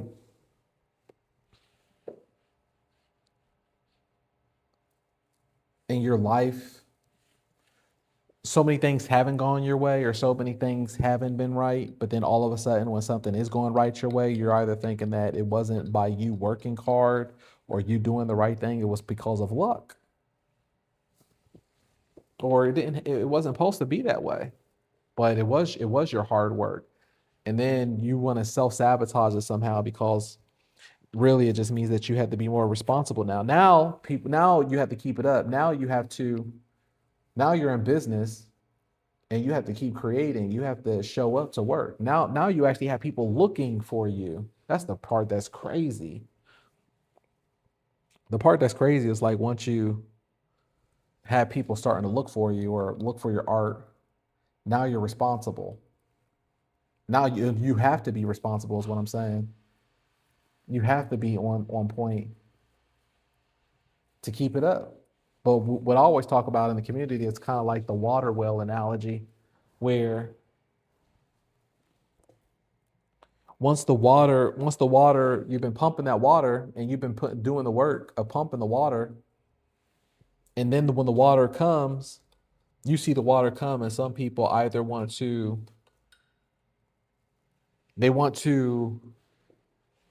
stop pumping the water because you feel like, oh, well, the water's just going to keep coming by itself now the water's here. But that's not how it works. You got to keep pumping it. You got to keep acting like you've never had the success. You can't rest on the laurels. It's easy sometimes for us to rest on the laurels, and we do that because we self-sabotage. And it's such a hard thing. And you have to, and even though I talk about it with you, right? We're human and we're weird. So we have to still go through these self-pains ourselves because a lot of times we're masochists. We put ourselves through our own pain on purpose. And we have to go through this enough times where we've gone through enough pain to free ourselves to learn what it looks like when we're about to put ourselves through pain. It's hard to talk about. I can't talk about it to somebody who hasn't been initiated with life, because if you haven't been initiated, the things that I say, it sounds good, but until you lived it, because you'll self-sabotage yourself because you're human, and you'll be a masochist about it until you notice the things that you're doing where it's like, whoa, hold on. I see what I'm doing. You have to be consistent. You have to be consistent like it's never happened. Like the good stuff didn't happen yet. Like it didn't happen at all. I hated that. I hated that feeling of being like success was a I I I couldn't stand the feeling of being like I just made something successful. It's just a weird feeling because it's like now I'm responsible. Or I have to keep it up. I have to keep up this thing. And then what happens is you get in your mind and then you'll be like, well, now that I'm successful or this worked out, now what's going to happen, your mind is going to want to revert back and go back to creating Mona Lisas because you're going to think that's what you need to be doing since people are checking for you. When really you just need to be acting like how you need to do, no ego involved, and just create like nothing's ever happened. If you hit $1 million today, the best way how to keep going forward is to put that money away in your blessed savings or your good luck savings, right? I had someone who had a good message yesterday, and it was a retrospect or introspect, and they were saying, instead of saying like your good luck savings, which brings good luck to you, you could say it's your blessed savings or your blessing savings, and that's a good one too. You can either use either one, your blessing savings or your good luck savings, but as long as you just understand with the analogy and it's not too literal, right? You can use either or, whichever works for you or what's better for you in your mind. It brings better blessings to you or brings better, more luck to you, either or. But if you get $1 million today, instead of resting on the laurels and be like, I have $1 million, it's going to keep coming to me, that's where you lose everything. Instead, the best way to keep going and then to make sure that the water keeps flowing is you have to forget about that $1 million and you have to keep working at it like you're broke. But you have more mental confidence. You have more mental confidence because at least that you buried the $1 million or whatever the winnings were, you buried it somewhere, and then that's your blessed savings. or your good luck savings. You buried it, so then you have a more mental confidence of, you know, at least you have something to fall back on. But at the same point, you're still working every day like you're broke.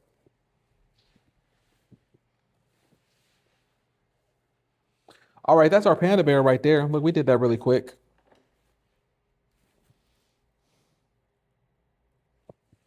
Put a signature on it.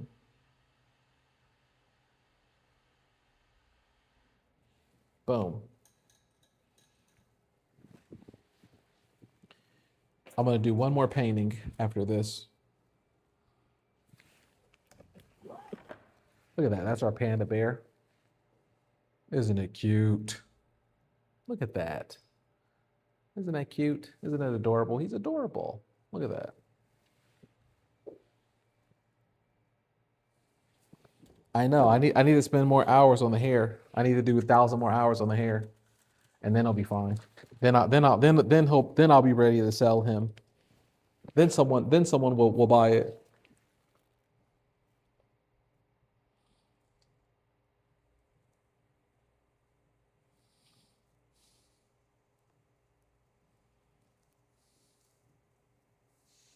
All right.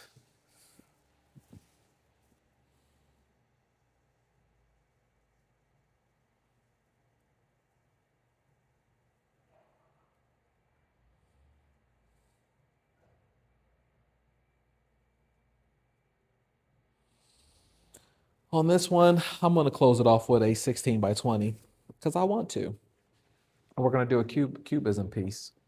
You know, I kind of close these off with, most of the time I do close them off with these cubism pieces.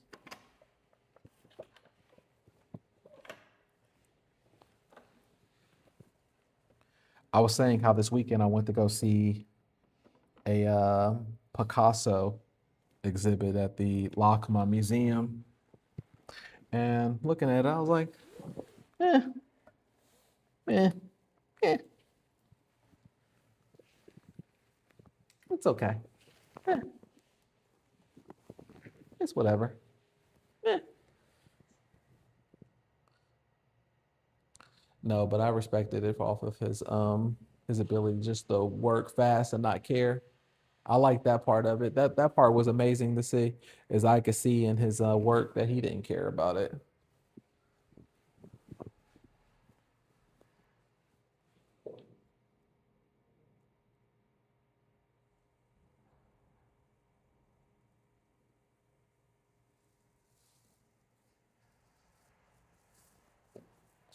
All right, let's go into this. Let's work this freely like Picasso would.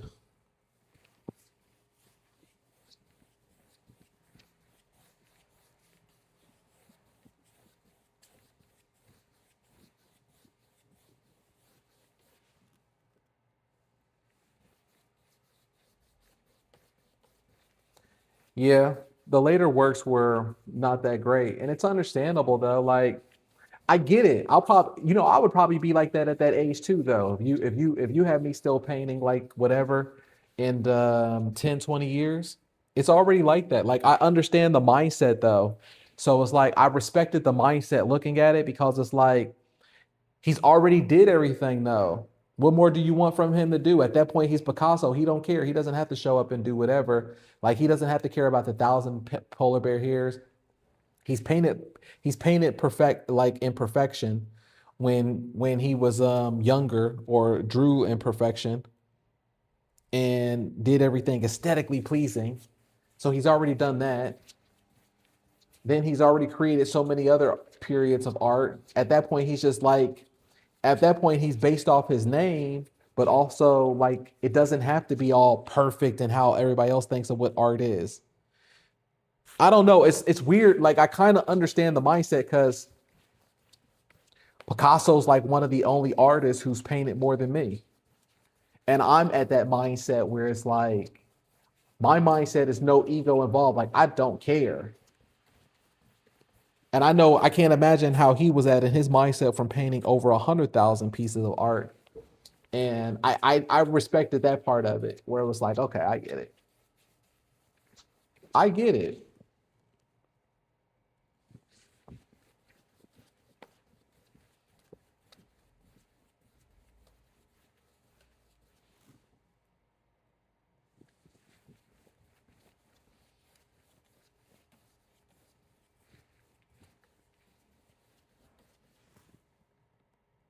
Because at that point, he's already, but like at that point, why should he care?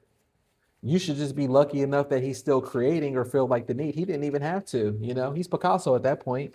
At that point, he's like, I could create dog crap and people will buy it. Or people will still say whatever. I'm just painting at this point, like being a child. If you look at a child's art isn't great, but it's just them still showing up. A lot of times, like people who are more like amateurs or newbies, they feel like everything's got to be so perfect and nice and stuff. But imagine if they did like 100,000 paintings, they won't feel like that at all. They'll be making blah too, because it's like who cares at that point? Just be lucky that I'm here.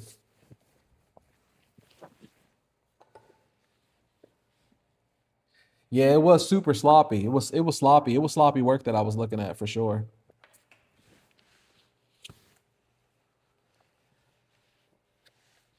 Yeah, it was rushed. It was rushed. A lot of the layers was a lot of the layers was transparent. The layers were thick. On some parts, it was drippy. Yeah.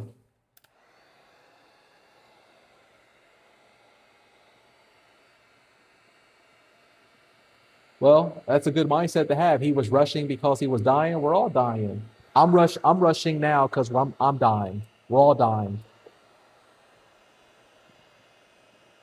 We need to have that mindset every single day too. Don't matter how young we are, we're all dying. So we need to rush and we need to make the money and we need to make the opportunity now. I'm not going to spend more time on the things that I need to when I can get on to the next piece because we're all dying.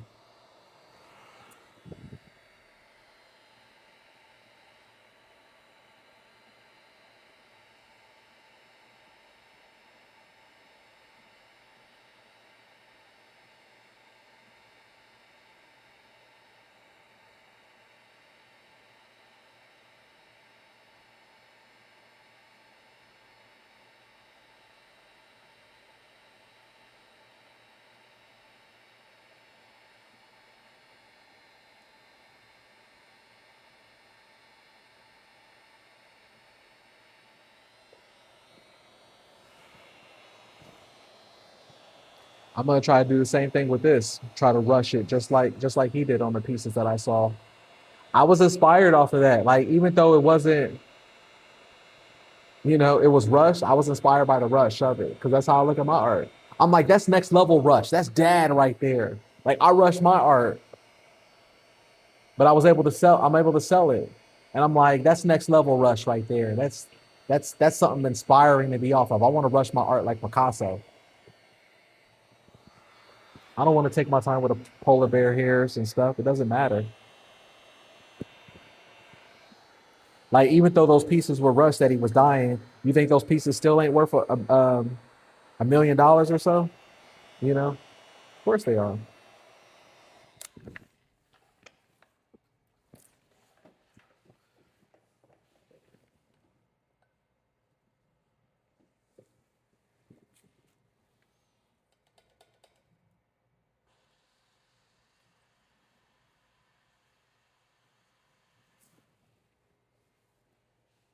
All right, let's do this.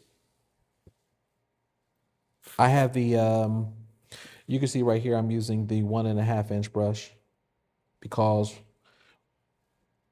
we're being inspired by Picasso right now. So we're gonna go with the larger paintbrush and just go through fast and loose.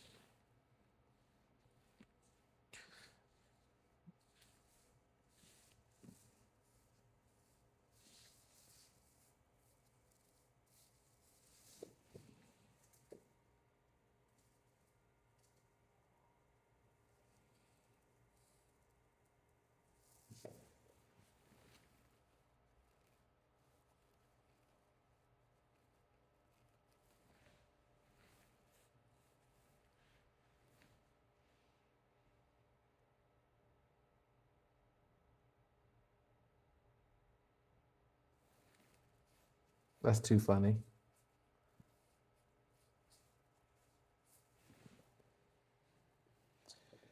You was gonna do a video analysis of the art, but it just wasn't worth it.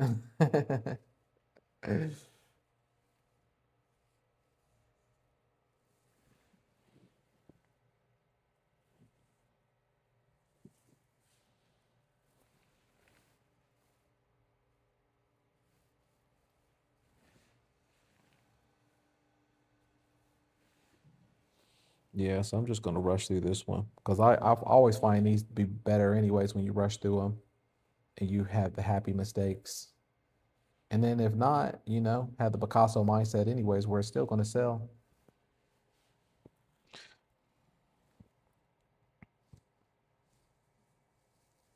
It's kind of like the artwork that he did on the napkin for the lady, right?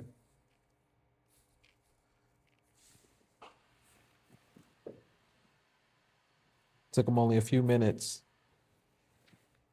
I forget the price point of what he told her that it was going to be. And she was like, but it only took you a few minutes. But it took me a lifetime to figure out how to do it for a couple of minutes, lady.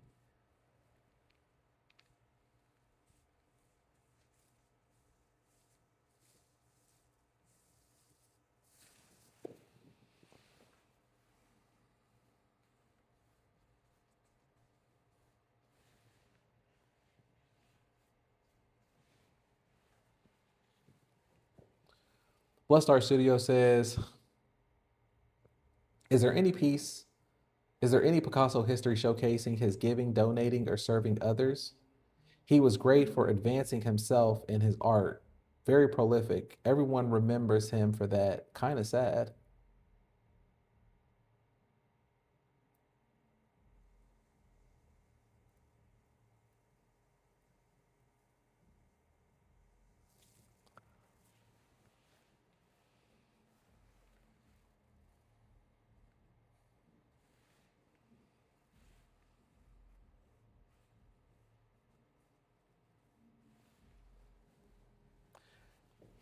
I want to believe that most great artists were givers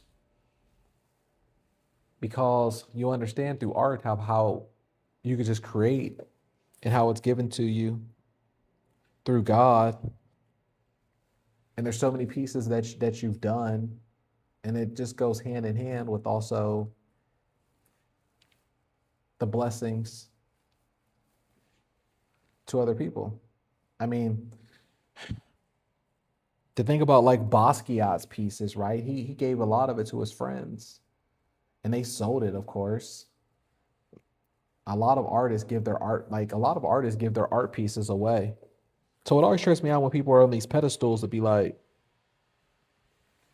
oh, this piece should be this much, or this piece should be that much, or you're giving something away. It's like, we're artists.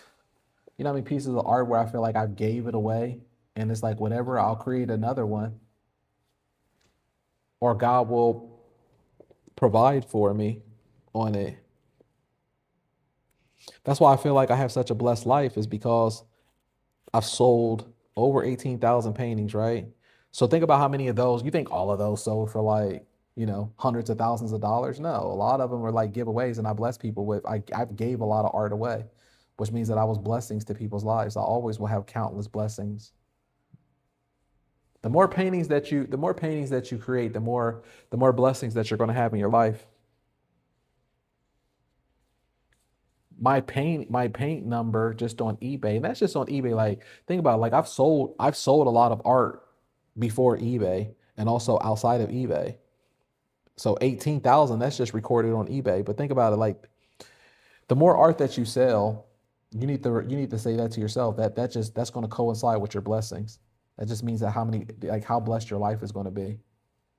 You want more blessings? Create more. That's why I always say that we're creators. Even if you're not an artist or anything like that, we're all creators because we were born, we were placed here to be creators. Women create life. Um, I mean, we all create something. We're all meant to be here to be creators. Create opportunities, create joy for other people.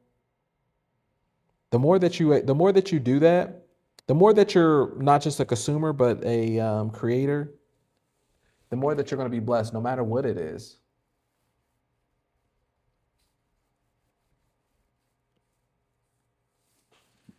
Like, it's okay to consume information on YouTube and different things like that, but I always say like you need to be someone who you're creating more than you're consuming, because that's where the blessings come. And it doesn't even matter. It doesn't have to be the best creations or the best. See, those are people who are stuck in their ego because they're not thinking of it on a larger level. It doesn't matter what it is. You're creating. The more things that you create, even if they're ugly or whatever in someone else, the more things that you're creating, the more opportunities you're creating, and the more blessings that you're being onto the earth. That's what you're placed here for. The more that you're creating, the more blessings that you'll have.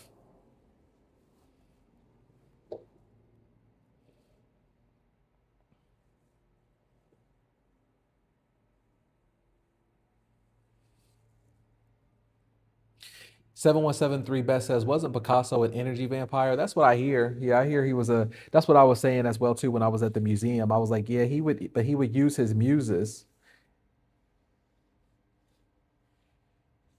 They were like, at the museum, they were like, this painting, this one of the paintings, they were like, it looks like it's a sad one of like the agony of women or something. I was like, that's funny you said that because he would torment his women. You know, they were in love with him and he would use them as his muse. Most artists have muses though. It's just a thing. Gain inspiration from something. So I guess like, from how they, who knows, from how it was written up though, that he was like, I don't know much of a womanizer, but more of a maybe a manipulator in his relationships.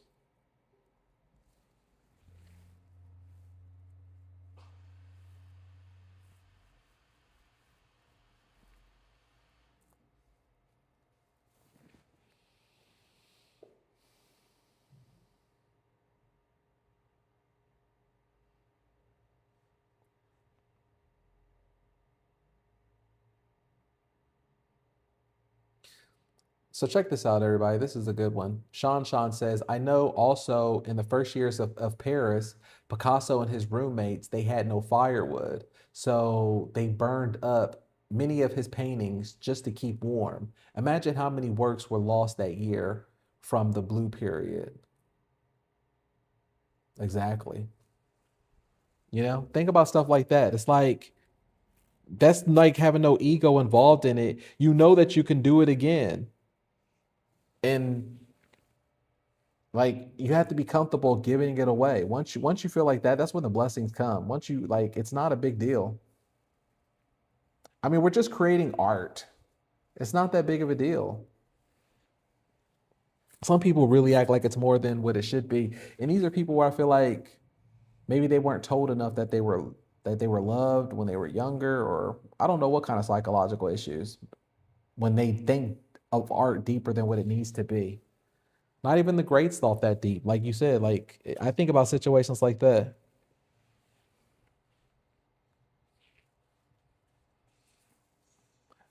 I never really tripped off of art like that, but the blessings always came back to me.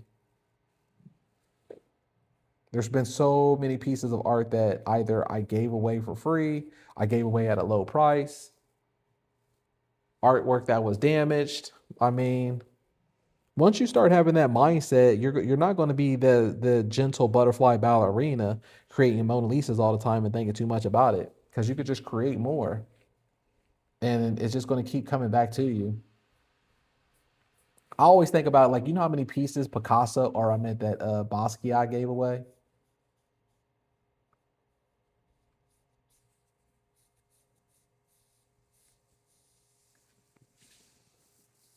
You know how many studies that people didn't even get to see of Leonardo da Vinci? We romanticize this stuff because we were sold these pretty movies. But like if you actually look at these people's artwork and and just really visualize how they worked, because they weren't thinking about Hollywood movies of what their life would be like. They were just working fast and being in the moment. They weren't thinking and caring. That's how you need to present your art. That's how I think about it when I show up, and it's more fun that way.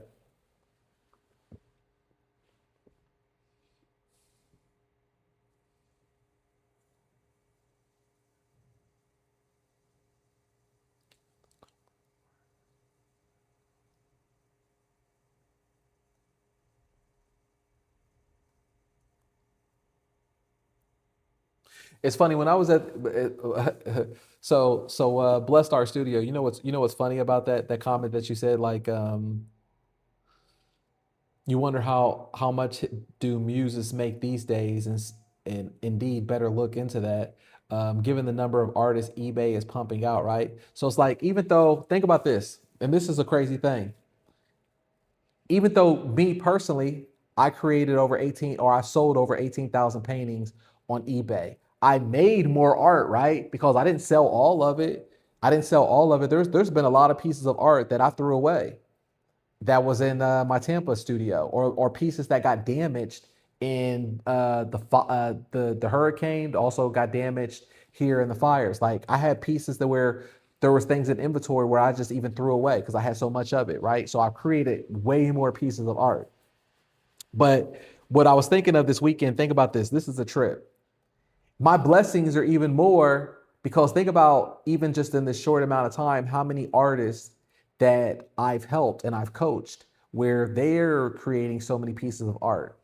So it's like, even though you're creating the art and you're putting the hard work out, I feel like I'm the coach. I'm the inspiration behind it. I'm the one who's pumped up eBay's algorithm for art. So I've created even a lot of blessings that way with creating more artwork that's inspired by me, even if I didn't paint it. That's how my mind went this weekend.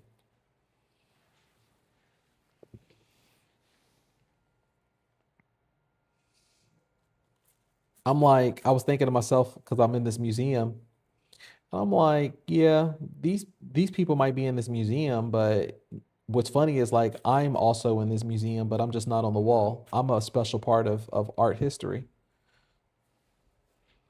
I've painted more than most people. I painted more than people that were in that museum, but also I've cultivated a movement of painters that are on eBay. And if I was to combine everybody who's in the community, of like all the artwork of what all of my members have painted and contribute that towards me, how many is that? How many more blessings is that?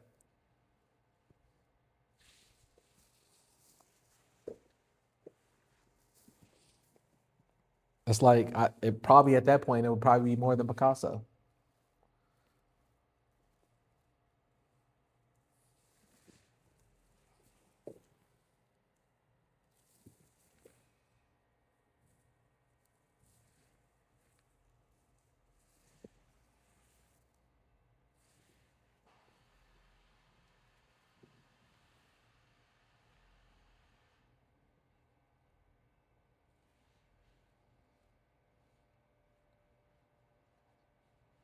I need like a artist mausoleum.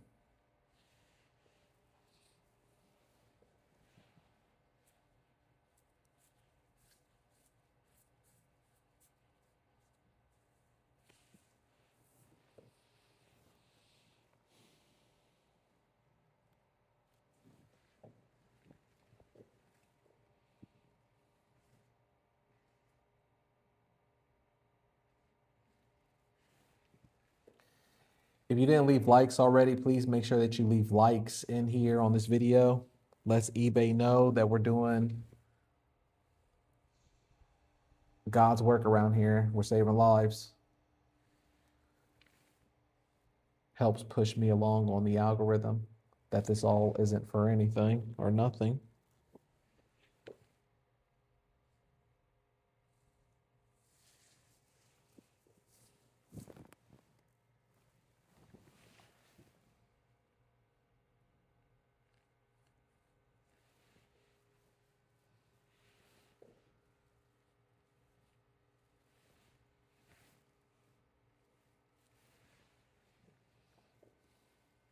Awesome. I appreciate you.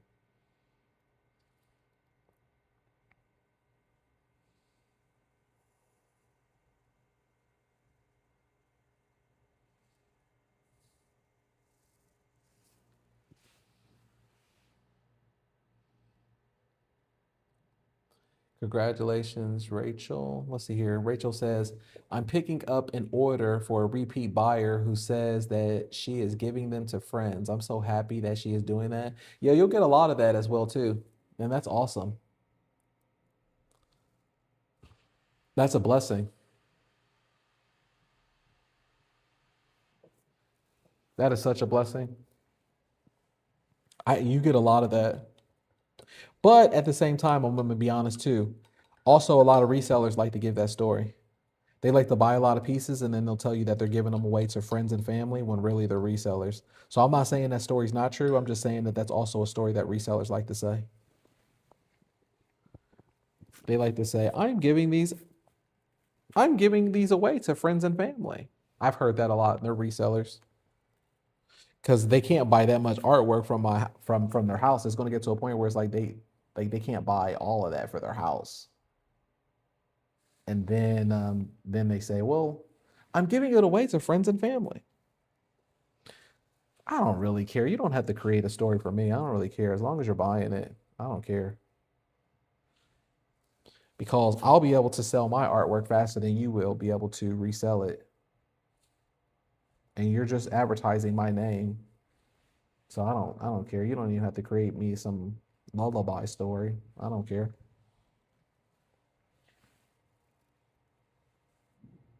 But that's awesome news either way. Congratulations. I love resellers. They pay my bills, they keep me in business. They become my best clients, my best friends.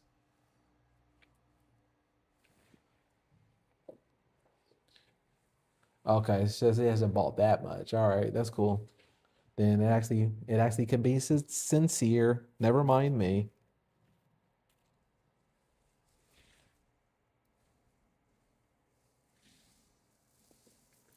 But once the orders start picking up, then you could be like, huh.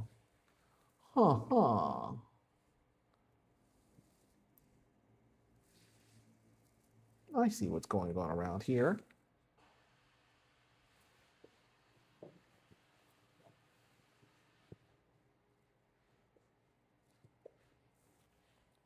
AZ Lady says, I personally don't like his art, but art is subjective. I agree with that. Like, I personally don't like most people's art, but I respect the fact that you're creating it or that it's subjective. I respect the fact that it takes courage for you just to create because you're putting blessings into your life by just creating. I don't like most people's art. I don't even like my art. Like, I don't even know what my art is anymore. I don't even like my art. How about that? That's when your ego's really out of the picture. Like, I don't even like my art, but at least I'm creating and I'm showing up to do it. I don't even know what my art is anymore. I used to think my art was the gallery stuff, but it's like, looking back on some of my art, gallery art stuff, I'm like, I don't even like that. You evolve. I like Picasso where he went through different chapters of his evolution of just creating because he was stealing a lot of art, and he was getting inspired by different stuff and just replacing it, just stealing it. And you have to go through different chapters of your life as well too, as long as you're creating. There's a lot of art pieces that I don't that sold in my eBay store that I never would have thought that I would have created or I don't like, but it just become my style after a while and it becomes something I do because they sell and I'm in business.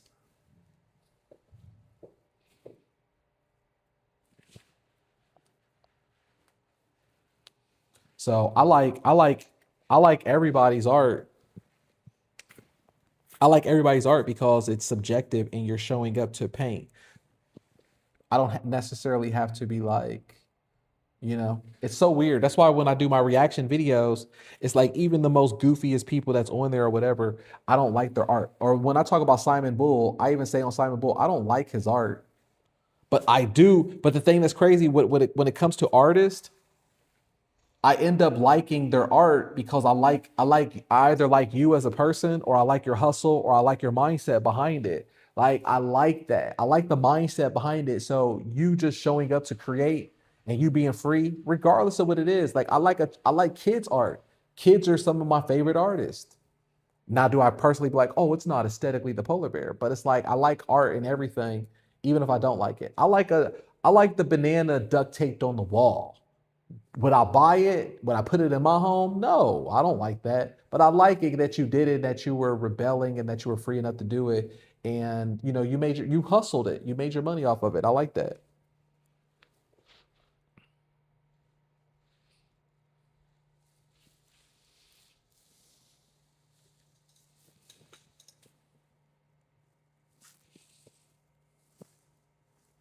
Like there's too many people out there who aren't creating and they're just standing on the sideline. So I respect anybody who's just showing up.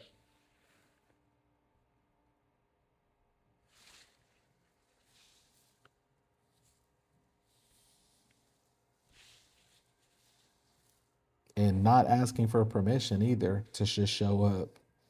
Too many people ask too many questions for permission on what to do instead of just showing up. Like, because really what you're asking is how not to fail.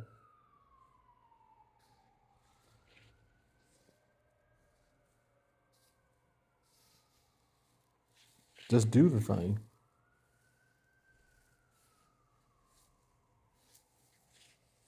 What might work for you and make you $1 million, it might not work for somebody else. You have to determine that. And if you're waiting for permission to make $1 million, then you'll never make it anyways. Because your frequency wasn't aligned to believing in it.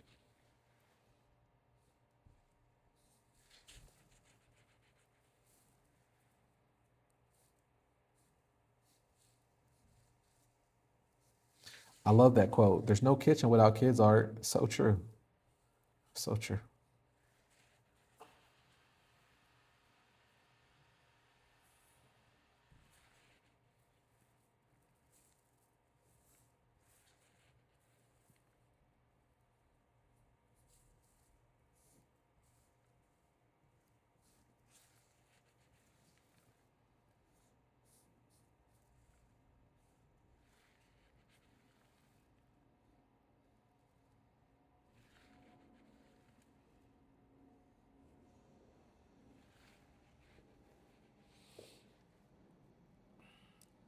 Now, why most artists fail on eBay is listing too little pieces, too few. Trying to make Mona Lisas and think that you can control the market by making everything so beautiful of what you like. So it's a good conversation. Like it's a good segue what we just talked about now, where it's like, well, a lot of people don't like Picasso's work, and that's cool, that's fine. But imagine you have that same mindset on creating your art on your store, where it's like you only want to create art that you like, then you're not going to make money. If you're going to do an eBay store and you're only going to create art pieces that you like, you're not going to create you're not going to create that much money because you're not having a variety in there. So, for example, if you don't like Picasso's pieces or you don't like the cubism of it, does that mean that you would never make a cubism piece? Would you never even do that? Then you're going to lose money.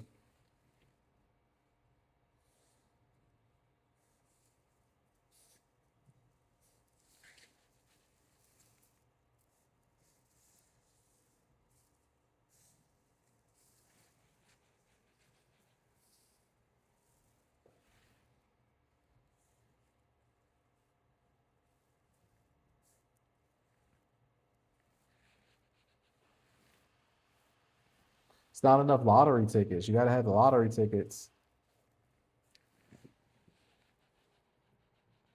Waiting for perfection. And too many people are waiting for like the perfect time for everything. And that's one of the things Picasso talked about too when he talked about how many pieces that he was creating. He said there was no perfect time for anything. The perfect time is just getting up to start, just doing the thing. And then it's not that you're going to be motivated and you're looking for the perfect anything. There is no perfect anything. It's just it's going to find you in the actions. Life will find you in the actions as well too. That's how I handle life and business and everything. But I learned that from art. It's just that I don't have the answers right now. I don't know what I'm doing. I never know what I'm doing, but I just know that I'm just showing up, and then it presents itself. I can't stand going to the gym, but I go to the gym and I'm like, all right, as long as I just go in there, I'm just going to go in there and do one push up, one barbell or something. And then what happens is the motivation finds you along the way, and then you know that you could do 20 more, 30 more. Then you're only inspired to do more from there.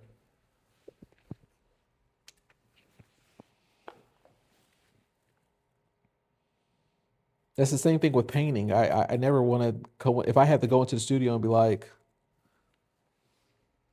I'm going to do 20.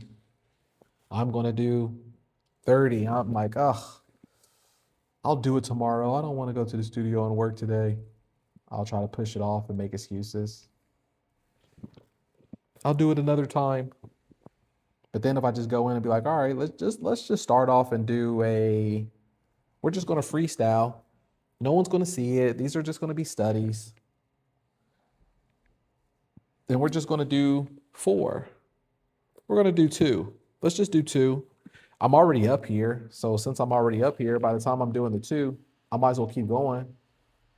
And I see that I have the energy in me to keep going to do, all right, I'll do 4. Then it's broken down and I can keep going. All right, but how I do it, we work the time. So that's how I coach, is we work the time where we're talking about going off the 90 minutes.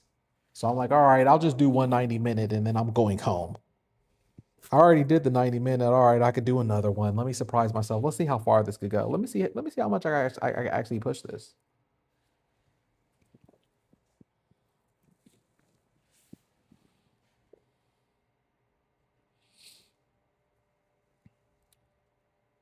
So I treat it like inventory. So that's one thing that we were talking about today, is like, to sell more, start treating your art like inventory, like it's a game of collecting the inventory.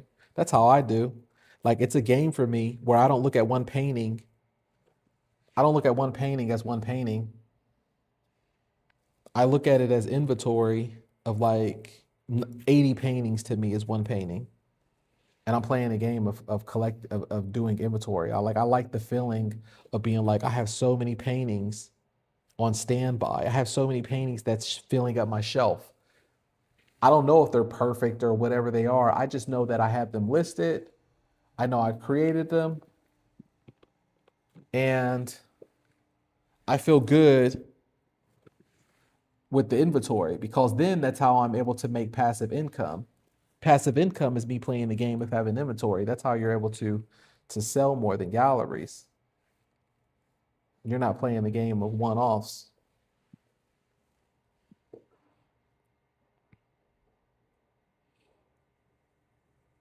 And you have to be consistent. You can't have inconsistent uploads. If you really want this, and if you really want to be consistent, you really want the money, then don't treat eBay like it's your 9 to 5 job. Make sure that you have a consistent schedule. I'd rather you have a schedule where at least there's an upload, or that you have 10 paintings being uploaded every single day, Monday through Sunday, 7 days a week, 10 paintings, then you just have a good day and you upload 50 or 100. Like, that doesn't mean anything. I just rather you have where you're being consistent every single day, where you have 10 going out. And you don't have to work those days on the weekend, but at least have those. You have to be consistent and have those listings still going on. Because this is the thing. This is what I said in one of my recent coachings to somebody. I said, look, you could treat it like it's a 9 to 5 job and you're working Monday through Friday, but you think the game cares? The game don't care. Just like when we make the joke analogy where we talk about the cartel and the Michaels cartel or the eBay cartel. The game don't stop just because you want to stop, just because you want to take a weekend off and you want to chill out. You think the game stops? You think your competitor is stopping? I understood that I have competitors out there and they're listing every single day. And you want to take days off, but yet you still want rewards. It doesn't work like that. If you want the rewards, then you have to work for it. The days that you're able to work, show up to work, and then you could divide whatever you did off of those counts, and you could spread it out on your weekend. Or you could work enough where you have so many items in your inventory that are old that you could either take them out of your buy it now inventory and you could put it back into your auction. But these are fancy things that I break down inside the elite community, so you can still buy back some of your time.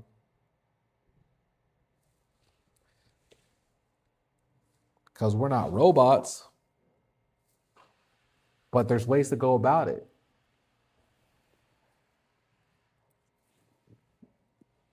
Momentum beats talent. What's talent? I don't believe in talent. We're all creators. I think we're all talented. It's just about momentum and consistency.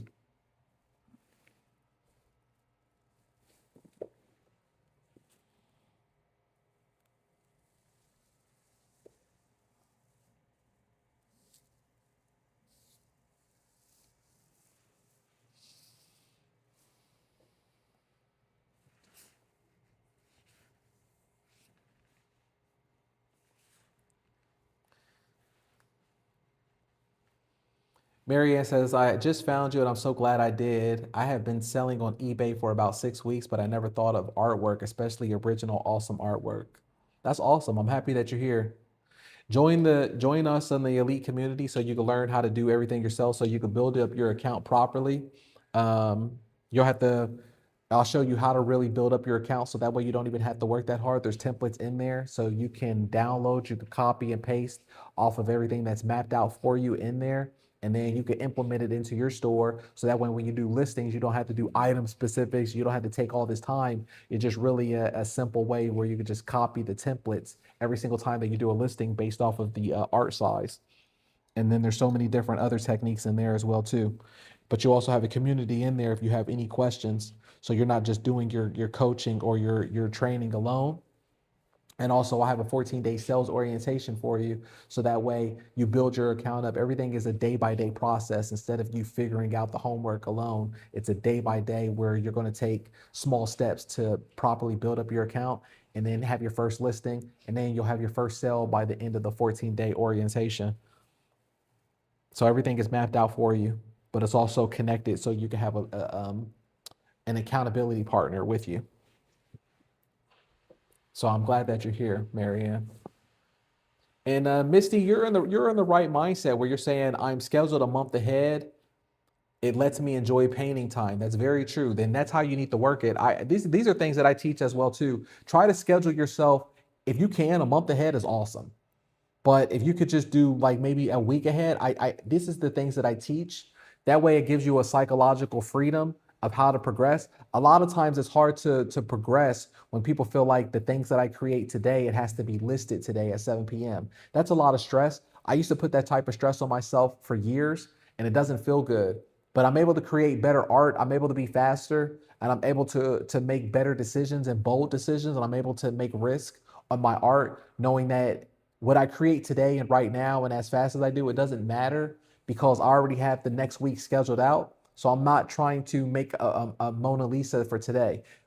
Anytime that I get caught up into thinking that I need to create art for today's listing, there's parts of my day where I feel like I need to create a Mona Lisa and beautiful stuff because it needs to be important for today's listing. And then I'm back. I'm behind on my scheduling on my time because then I feel like I'm always working and I don't have free time.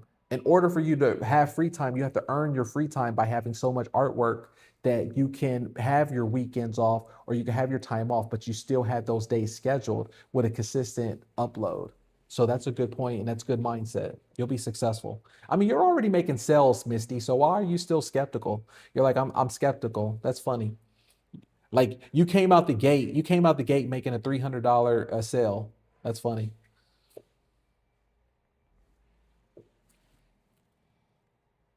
Maybe you're just saying that now to mess with me.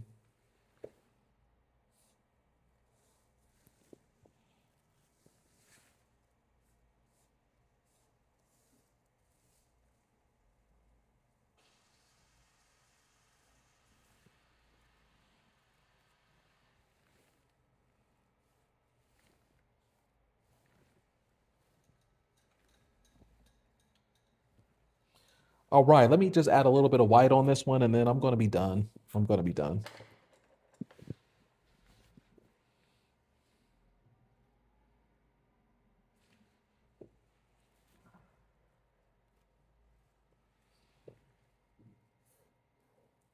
We're just adding the white at the end to make those colors, some of those colors pop, right?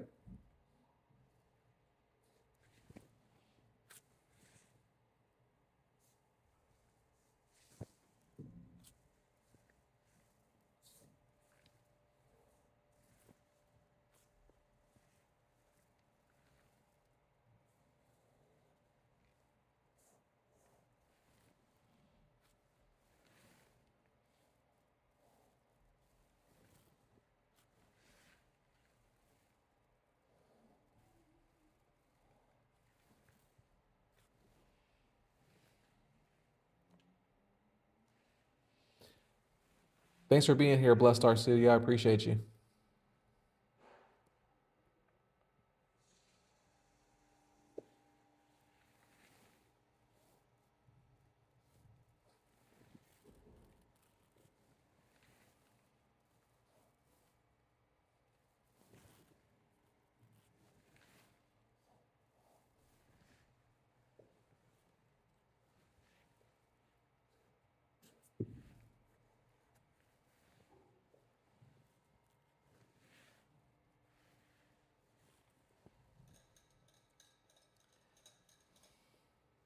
Not one person on this stream has left a super chat. Anybody gonna leave a super chat before I leave out of here to let me know that you appreciate these gems and these lessons, me showing up to paint for you?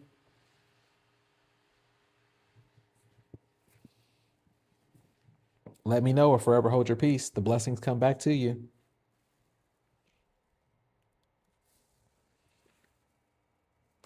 Up here giving this valuable knowledge. Giving this knowledge for free.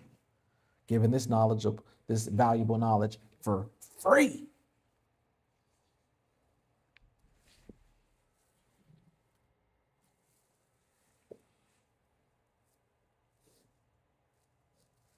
I can keep going with these things. I like layering on, but I'm not going to do anything more. I'm done with this painting.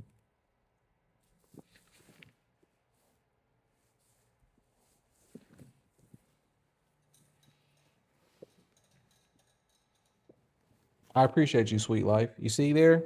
That's what it's all about right there. She's going to receive blessings. It's going to come back to her tenfold. Sweet life is going to get painting sold all day for giving back. I'm giving back, dropping all this value, all this knowledge, at the same time creating masterpieces, paintings off the back of my hand.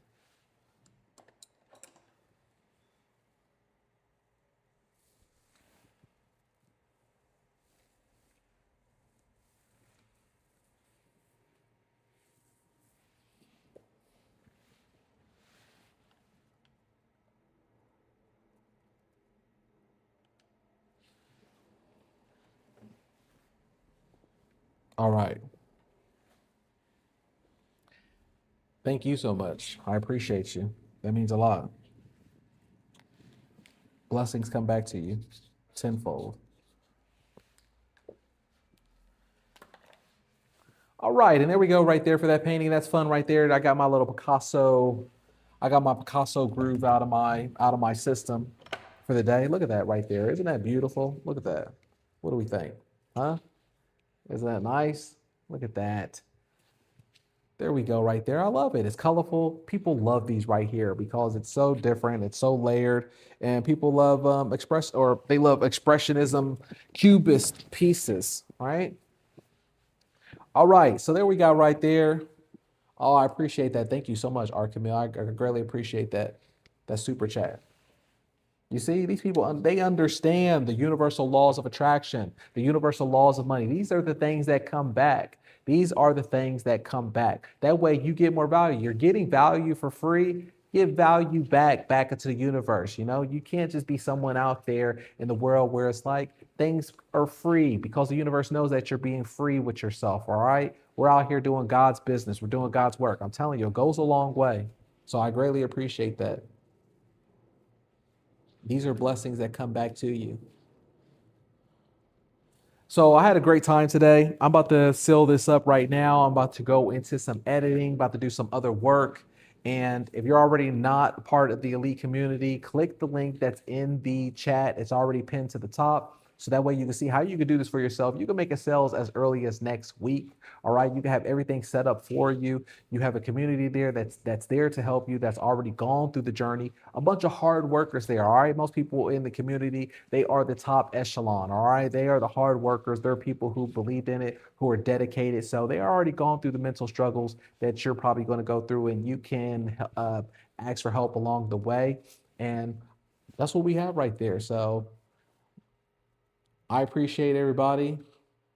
Thank you again for the the birthday wishes or the belated birthday wishes. That really means a lot from yesterday. And I'm going to see you on the next video. All right. I'll check you out. Thank you for being here. We had fun.